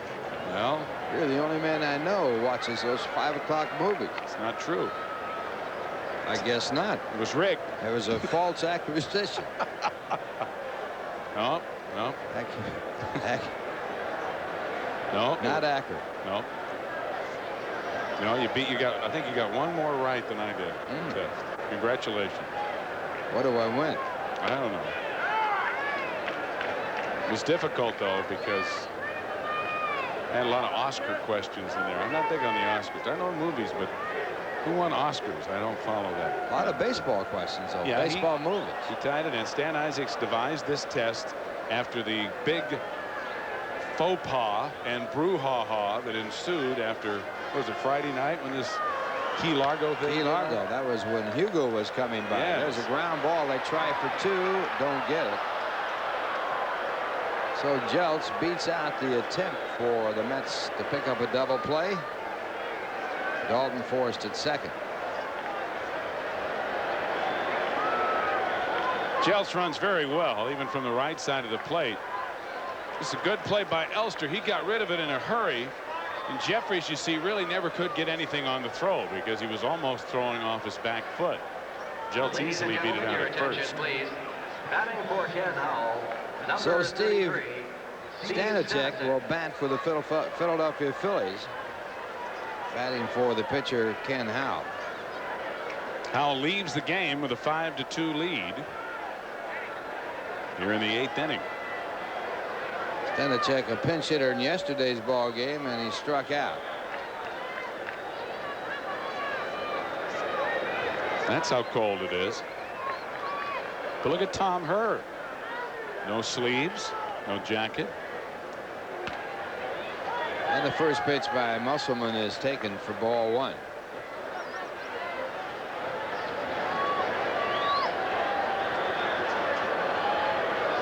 Now the scoreboard has 1-1.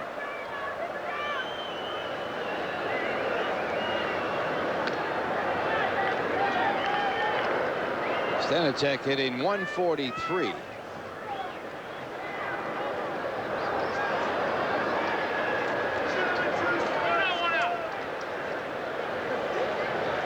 Had 1 hit in 7 at bats.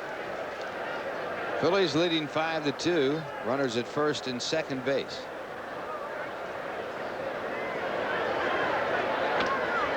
Throw to first base in the dirt, taken by Magadan as Sasser tries to pull off a pickoff play.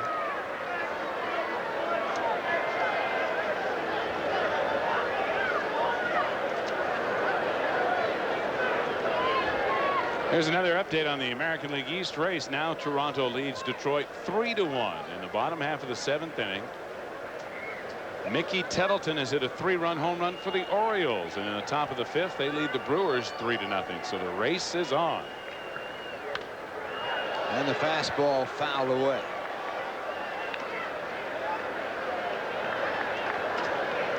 Baltimore 1 game behind Toronto. And they play a series in Toronto over the weekend to close out the season.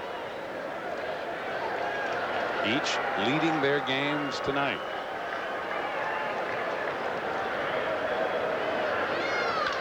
This ball hit high in the air to right center field. Plenty of hang time. Keith Miller over there, and he makes the catch. Tagged up at second and crossing over to third.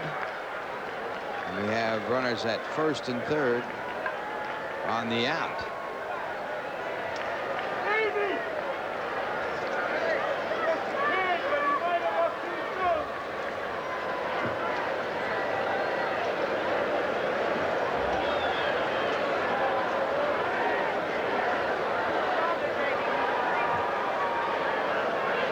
Earlier, when Darren Daulton was apparently forced at second, he apparently was not apparently forced at second. So it was a fielder's choice, and Daulton goes over to third base on the call that was not a call at all. Well, I think they have charged an error on the throw, saying that Jeffries was off the bag. There are 4 errors now on the board. Not much was made of it by the umpire. And apparently there's the 4th error for New York. Mel Stottlemyre's coming out of the New York dugout, and apparently they're going to charge Kevin Elster with an error and say that he pulled Jeffries off the bag and that Jeffries was not on the bag. And the funny part about that is that Darren Daulton ran out of the baseline, Ralph. Darren Daulton did not try to break up the double play. And I don't know if we still have that play on tape, but Darren Daulton swerved way out of the baseline when the play was made on him. And if he ran out of the baseline, he'd be out anyway. Musselman's out of the game, and Whitehurst is coming in. But I don't understand that play, and that's what it has to be, because there are 4 errors now posted.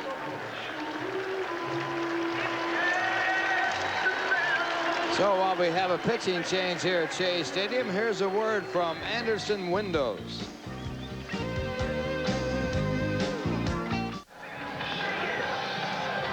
Well, it's not going to be Wally Whitehurst. It's Jeff Ennis, who's brought into the ball game in relief of Musselman. Ennis with a record of 0-1, no saves. This is his 29th appearance. His ERA 3.20. Well, all we can figure out, and now we've gotten the official word from the official scorer, is that Kevin Elster was in fact charged with an error on the throw that presumably was forcing Darren Daulton at second base. I thought Daulton ran out of the baseline in an effort to avoid Jeffrey's subsequent throw to first, for which he should be called out anyway. And that's why the Phillies now have runners at first and third, and the inning is not over.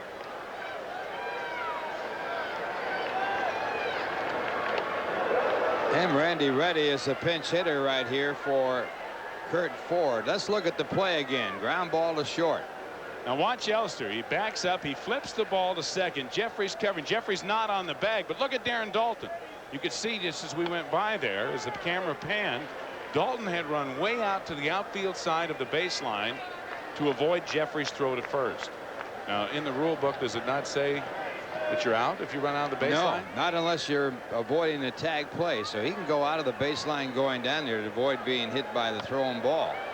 The only time that you are out is when you are either not running in the lane coming to first base. Jeffries clearly misses the bag. Daulton's clearly outside the baseline. Now, did Daulton?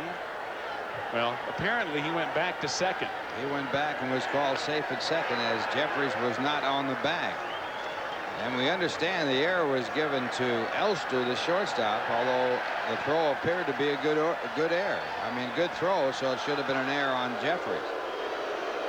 So it's a 2-2 count on Randy Reddy. Reddy hitting .259 with 7 home runs, 25 RBIs. And Ennis with the sinking fastball gets the strikeout. The tag completes the strikeout and the side retired. So no harm done on one hit, an error, and 2 men left on base. And the score at the end of 7.5 innings.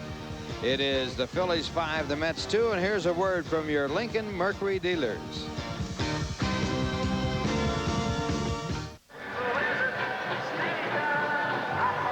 Well, Jeff Parrott, the new pitcher for the Phillies. He has a record of 12-6, an earned run average of 2.94 with 44 walks, 95 strikeouts, 88 hits in 104 innings, and he has had 6 saves so far this year. He's worked in this series, working 1 inning, giving up no runs and allowing 2 hits in a game won by the Mets by a score of 3-0.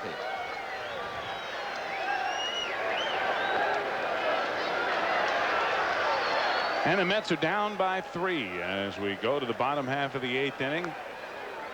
Changes for Philadelphia defensively besides Parrott put Bob Dernier in center field as Curt Ford was batted for by Randy Reddy in the top half of the 8th inning. And Dave Magadan will lead it off. You see behind him Keith Hernandez in the on-deck circle to pinch hit for Jeff Ennis, who worked just 1/3 of an inning. Magadan tonight 1 for 2 plus a walk.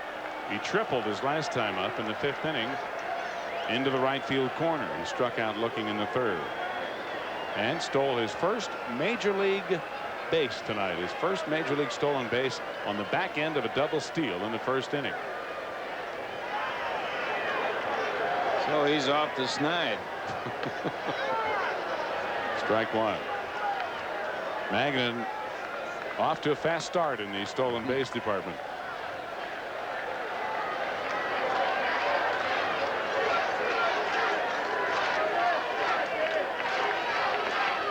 Swing and a miss at the fastball. It's no balls, 2 strikes. Ken Howell went 7 innings, gave up 2 runs on 6 hits. He struck out 5 and walked 2. Helped out by 4 Mets errors.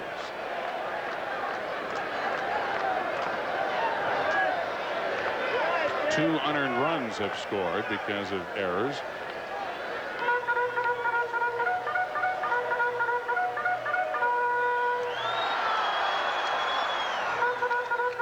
Keith Hernandez taking a little heat from good-natured heat, we might add, from some of the guys in the dugout. 2 balls, 2 strikes.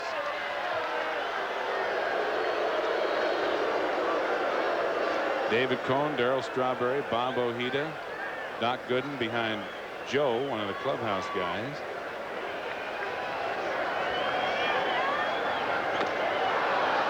Magadan struck out. 1 out here in the 8th inning. Well, Hernandez will get a standing ovation. Will this be Keith Hernandez's final at bat at Shea Stadium? This is quite a sight to see. Keith getting this standing ovation. Certainly appreciated over the years as the Mets turnaround player. With the acquisition of Keith Hernandez, the Mets became really a bona fide contending ball club. He added tremendous stature to the ball club. He misses the fastball for strike one.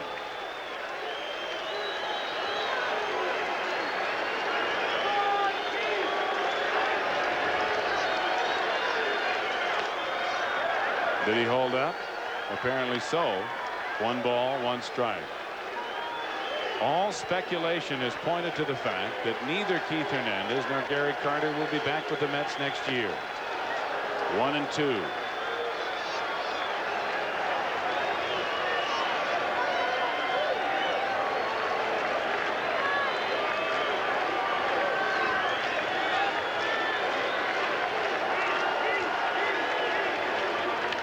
Fouled off. Well, Keith, a lifetime 300 batter in his major league career.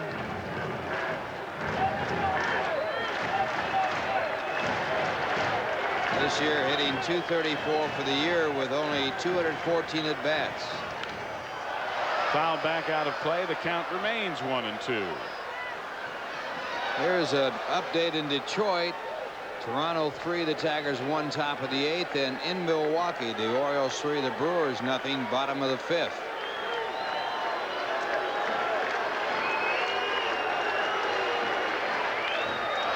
Hernandez fouls it off at the plate. It is still a ball and 2 strikes, and what may be Keith Hernandez's final Shea Stadium at bat, at least in a Mets uniform.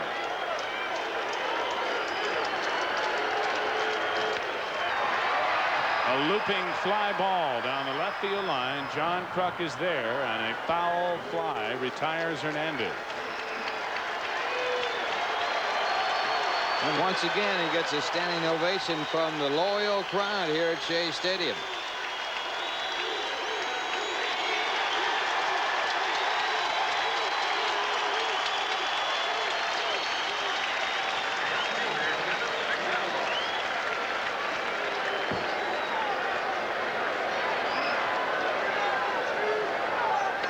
Kevin McReynolds takes a strike. 2 out and nobody on. Mack is 0 for 3. He's grounded out twice and popped to short as Hernandez goes down the bench. Breaking ball, line to left, but curving foul. Not by much.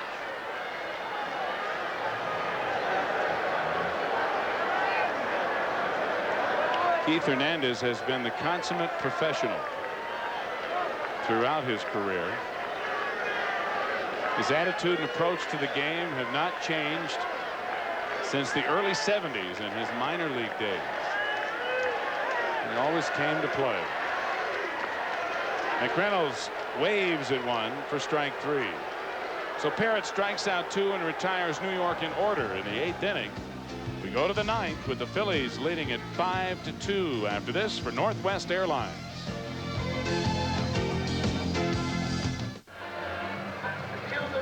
Wally Whitehurst, the new pitcher for New York, as we go to the 9th inning, as Jeff Ennis only worked 1/3 of an inning.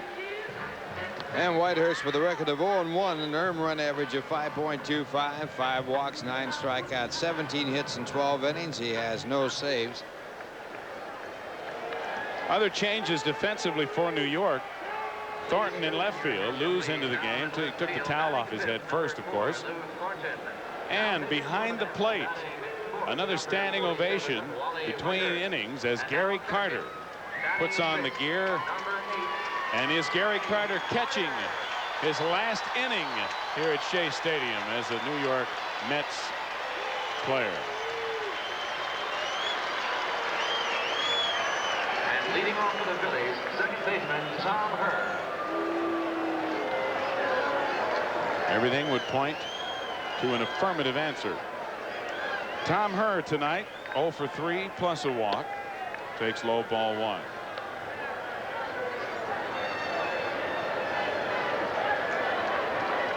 Herr, Kruk, and Jordan for the Phillies here in the 9th inning. Philadelphia leading New York 5-2.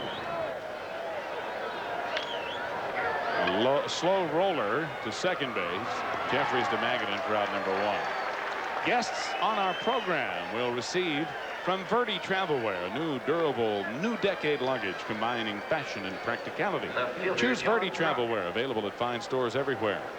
They will also receive a Sharp remote-controlled compact disc player with 8 times oversampling and 20-track programmability. The new point of view from Sharp Audio. There's John, I am not a crook, as Chris Berman would call him.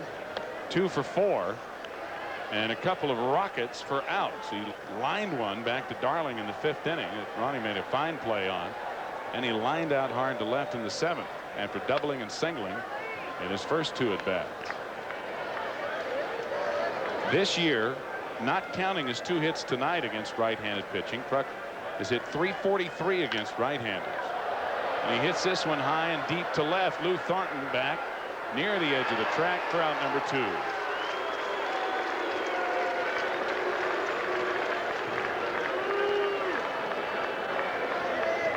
Bill John with 2 hard outs and a long one.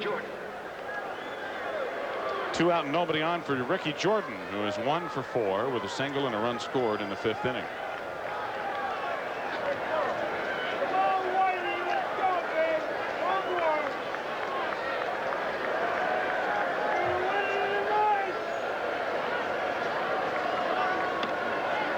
Just outside, ball 1. And since this is our last game here at Shea this year, we'd like to thank all the technicians, the cameramen, the people who have made our job so much fun and so easy. And it's always been a pleasure to work here at Shea Stadium with this wonderful group of people.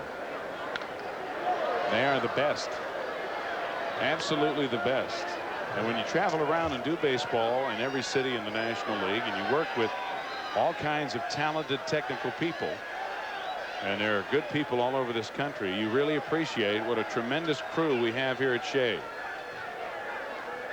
These people work hard and work well. Have to cover up all our mistakes. That's right. And we want to wish Andreas all the best in his upcoming surgery. All the best, Andy.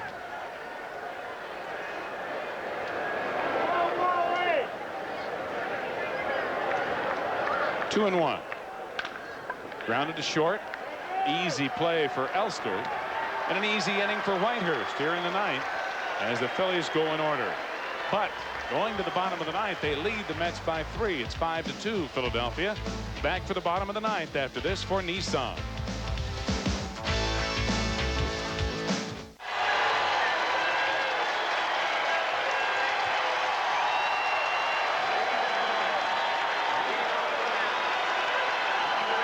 Since coming to the Mets in 1985, he has been perhaps the most popular New York Mets player, Gary Carter.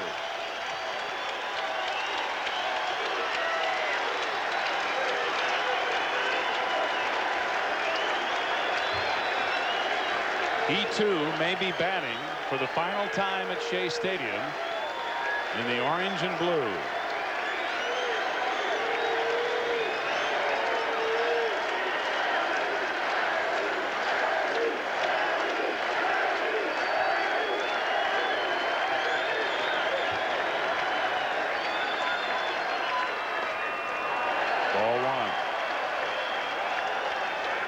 Carter, Carry On, and Elster in the bottom of the 9th for the Mets as they trail Phillies 5-2.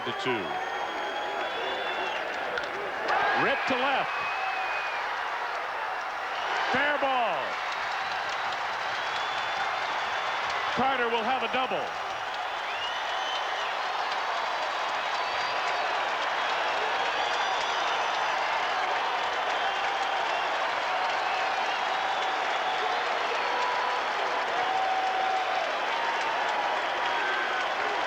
Well, here it is. Carter on the fastball, pulling it down the line. It's fair by inches.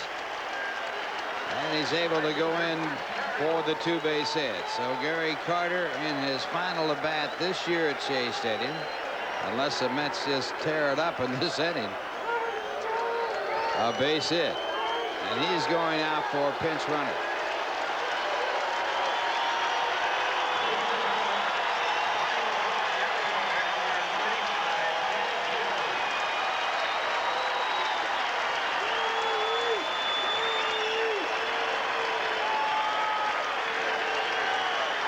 Carter with 7 hits in his last 18 at-bats for the New York Mets. He has finished strongly. And Mark Carrion takes inside, ball 1.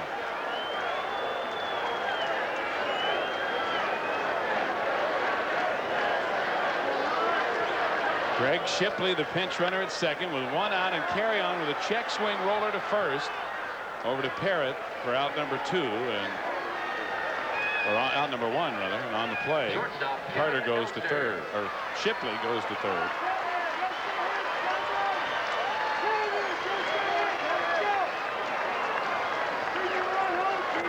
So Kevin Elster will stand in. Kevin had a 2-run home run back in the 4th inning, his 10th of the year, for the only Mets runs of the evening so far.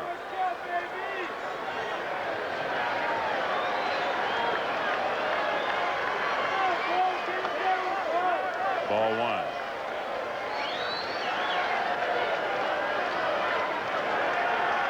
Have we seen the last of Mr. Hernandez and Mr. Carter here at Shea? Swing and a miss. 1-1. Now the crowd is chanting for Darryl. They'd like to see Darryl get some hacks for the final time this year here at Shea.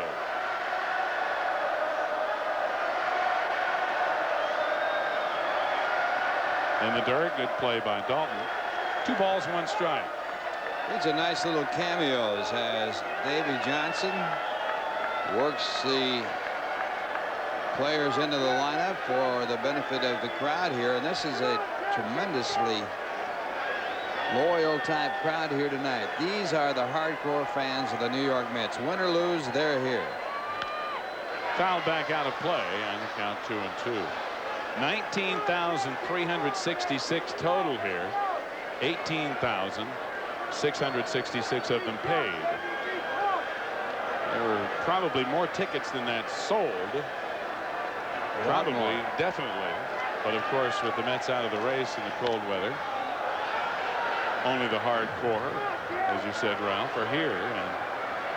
And Mets fans are really the best, because you think back, you were here, Ralph, when the Mets were certainly anything but contending, and they came and came and came to root this team on. Foul back out of play again. Still 2-2 to Kevin Elster, with Craig Shipley, the pinch runner for Carter, at third, and 1 out here in the bottom of the 9th.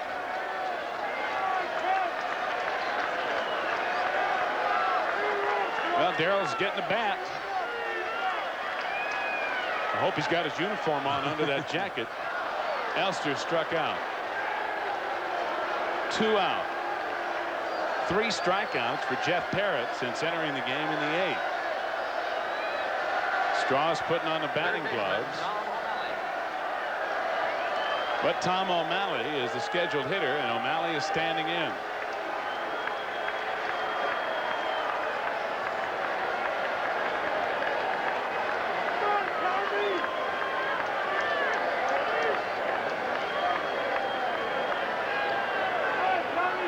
O'Malley struck out looking his first time up in the 7th.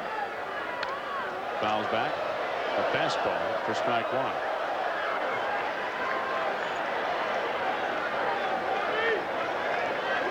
In the Philadelphia bullpen, the familiar countenance of Roger McDowell.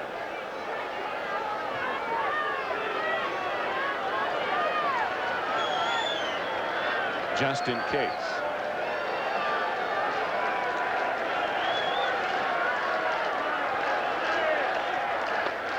Down low, 1 ball, 1 strike to Tom O'Malley. Roger picking up his 100th save against the Mets in his major league career in the Philly 2-1 win.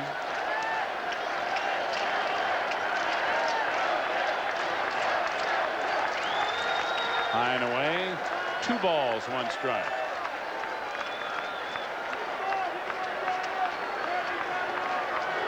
If O'Malley can get on, the Mets will be able to bring the tying run to the plate. There are 2 out here in the bottom of the 9th. Fastball fouled back, and the count now 2-2. Craig Jeffries is on deck.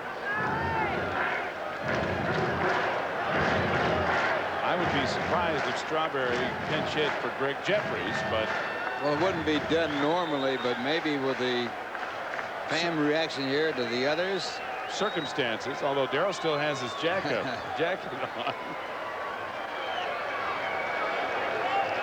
They're having fun. O'Malley fouls another one back. 2-2.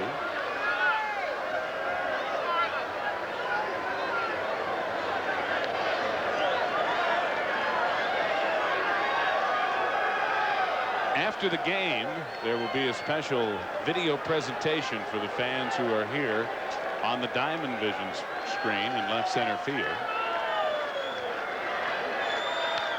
Another one foul back.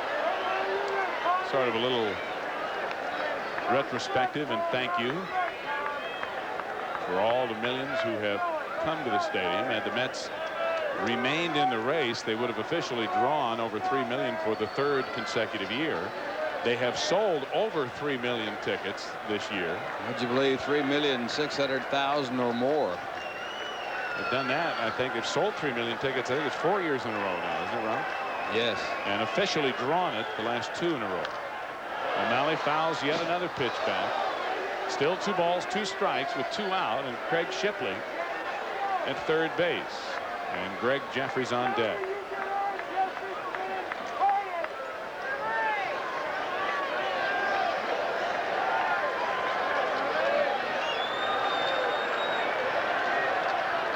Down low, and O'Malley held up. 3-2 now with 2 out.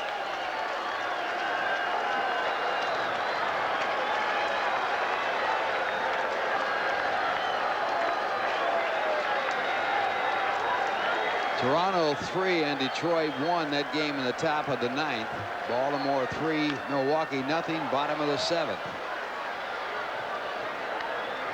So those games remaining the same.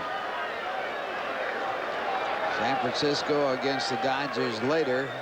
San Diego just underway with Cincinnati, and no score in that game. It's the top of the 2nd. Line drive into the right field corner. Fair ball. Shipley scores, and O'Malley's going to second. It's 5-3 Philadelphia. What an at-bat by Tom O'Malley, who fouled off a number of pitches before lining a double to drive in the 3rd run. Well, he did have a good at-bat, fouling off all those pitches, and then finally getting a fastball right down the center and dealing it down the line and right. O'Malley picking up his first extra base hit for the New York Mets and his 4th run batted in.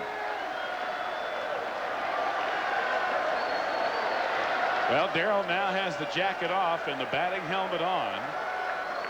Nick Leyva is out and is going to make a pitching change as Jeff Parrott will come out of the game, and it appears that Roger McDowell will come in.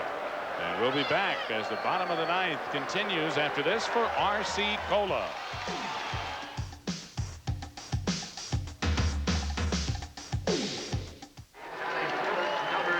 Roger McDowell, the new pitcher for the Phillies. He has a record of 4-8. He has a total of 20 saves with an earned run average of 2.01. He's walked 37, struck out 46, given up 79 hits in 89 2/3 innings. And with Philadelphia, after being traded from the Mets, he has a record of 3-3 with 16 saves. So he's had a real good year for the Philadelphia Phillies. New left fielder for the Phillies is Dwayne Murphy, replacing John Kruk.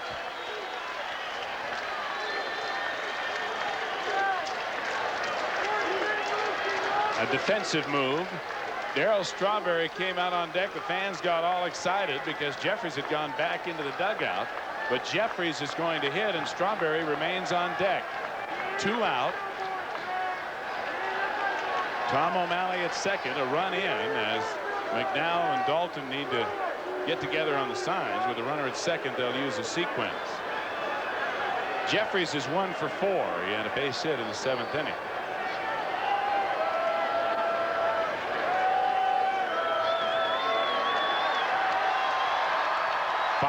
Philadelphia leading. Darrell would bat for Keith Miller. Should Jeffries keep the game alive.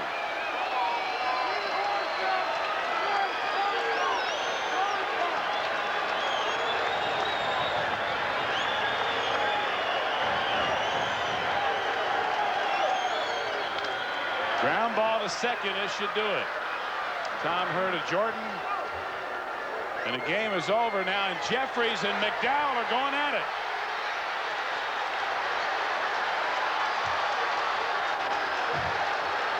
Boy, I'll tell you, Jeffries didn't waste any time. He ran down, tagged the bag, turned right around, and I don't know really what this stems from. The bullpens are now emptying. The dugouts are completely empty. And there's Randy Myers. He's going to keep some of the other relief pitchers for Philadelphia out of there. And I'll tell you what, there was some serious punching going on in the bottom of that pile. Strawberry got there in a hurry. And they're trying to pull people out of there. Peeling them off one by one. Well, the frustrations of the season ended here as far as the season is concerned for the New York Mets. And right here, Strawberry's in there trying to get some extra work in.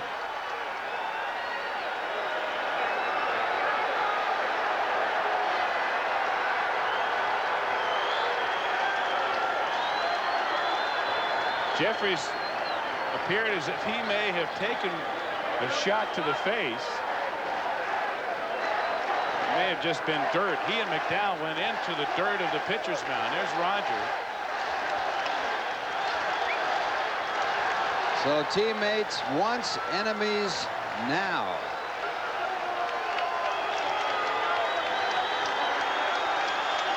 Jeffries may have a little mouse under that left eye, and Roger looks like he may not be completely unscathed either. Well, let's see it again as, boy, this was immediate. There's something going on that we were not aware of. Watch Jeffrey. He's looking back at McDowell. McDowell's coming over. McDowell's not headed for the dugout.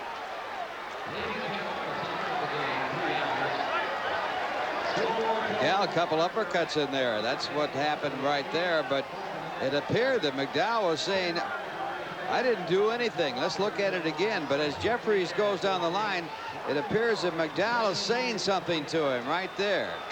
And he is. There's no doubt about it. Jeffries puts the brakes on. Now he's going back, and McDowell with his arms down says, hey, what's up? What's happening? Jeffries tries to wrestle him to the ground, picks him up, tries to body slam him.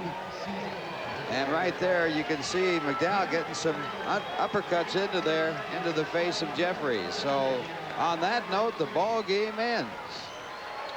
But it won't end when the season starts up next year. Well, you know what, Ralph, as we look at it one more time, and Jeffries answering whatever McDowell was saying to him, Bill Robinson trying to get in there, Dalton in there, and now watch Strawberry come in and try to get Dalton off. It's a bizarre ending in the final home game of the year to what has certainly been a bizarre season for the New York Mets. And I guess when you think about it, although it's unfortunate, it's only fitting. Ralph and I'll be back with a final word on this final game from Shea for 1989 as the Phillies win it 5-3 after this for Michelob Dry.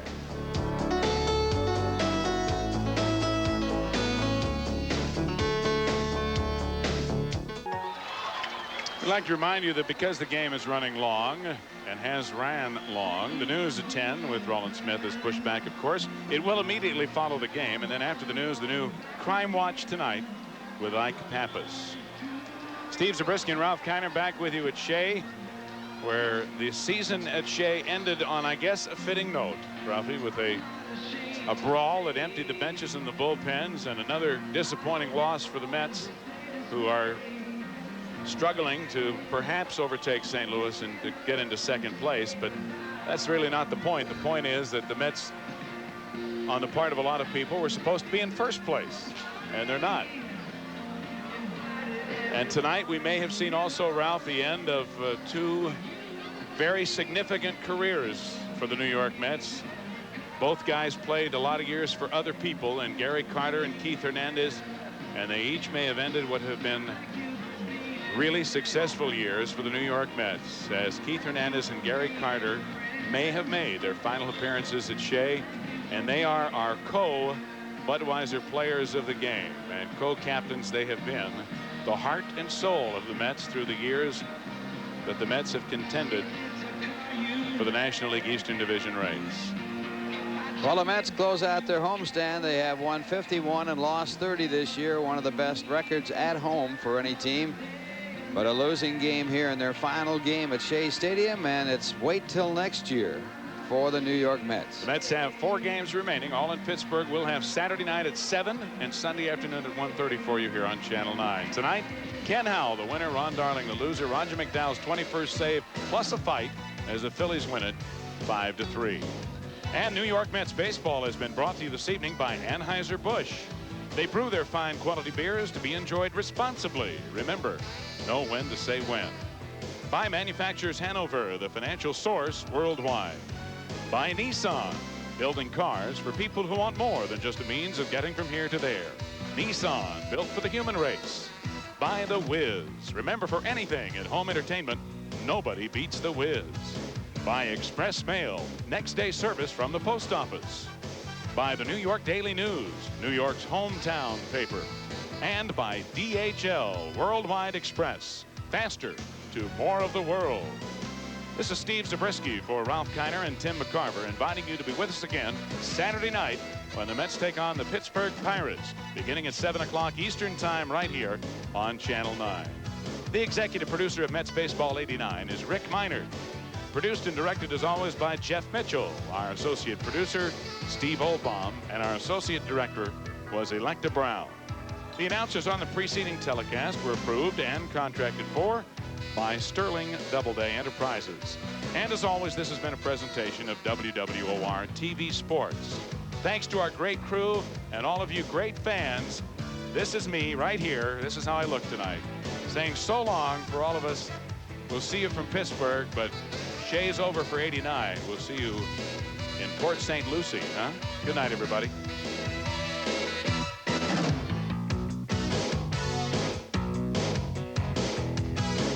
Multitudes came out of the game for a pinch runner and exchanged high fives and then a hug with Keith on the bench.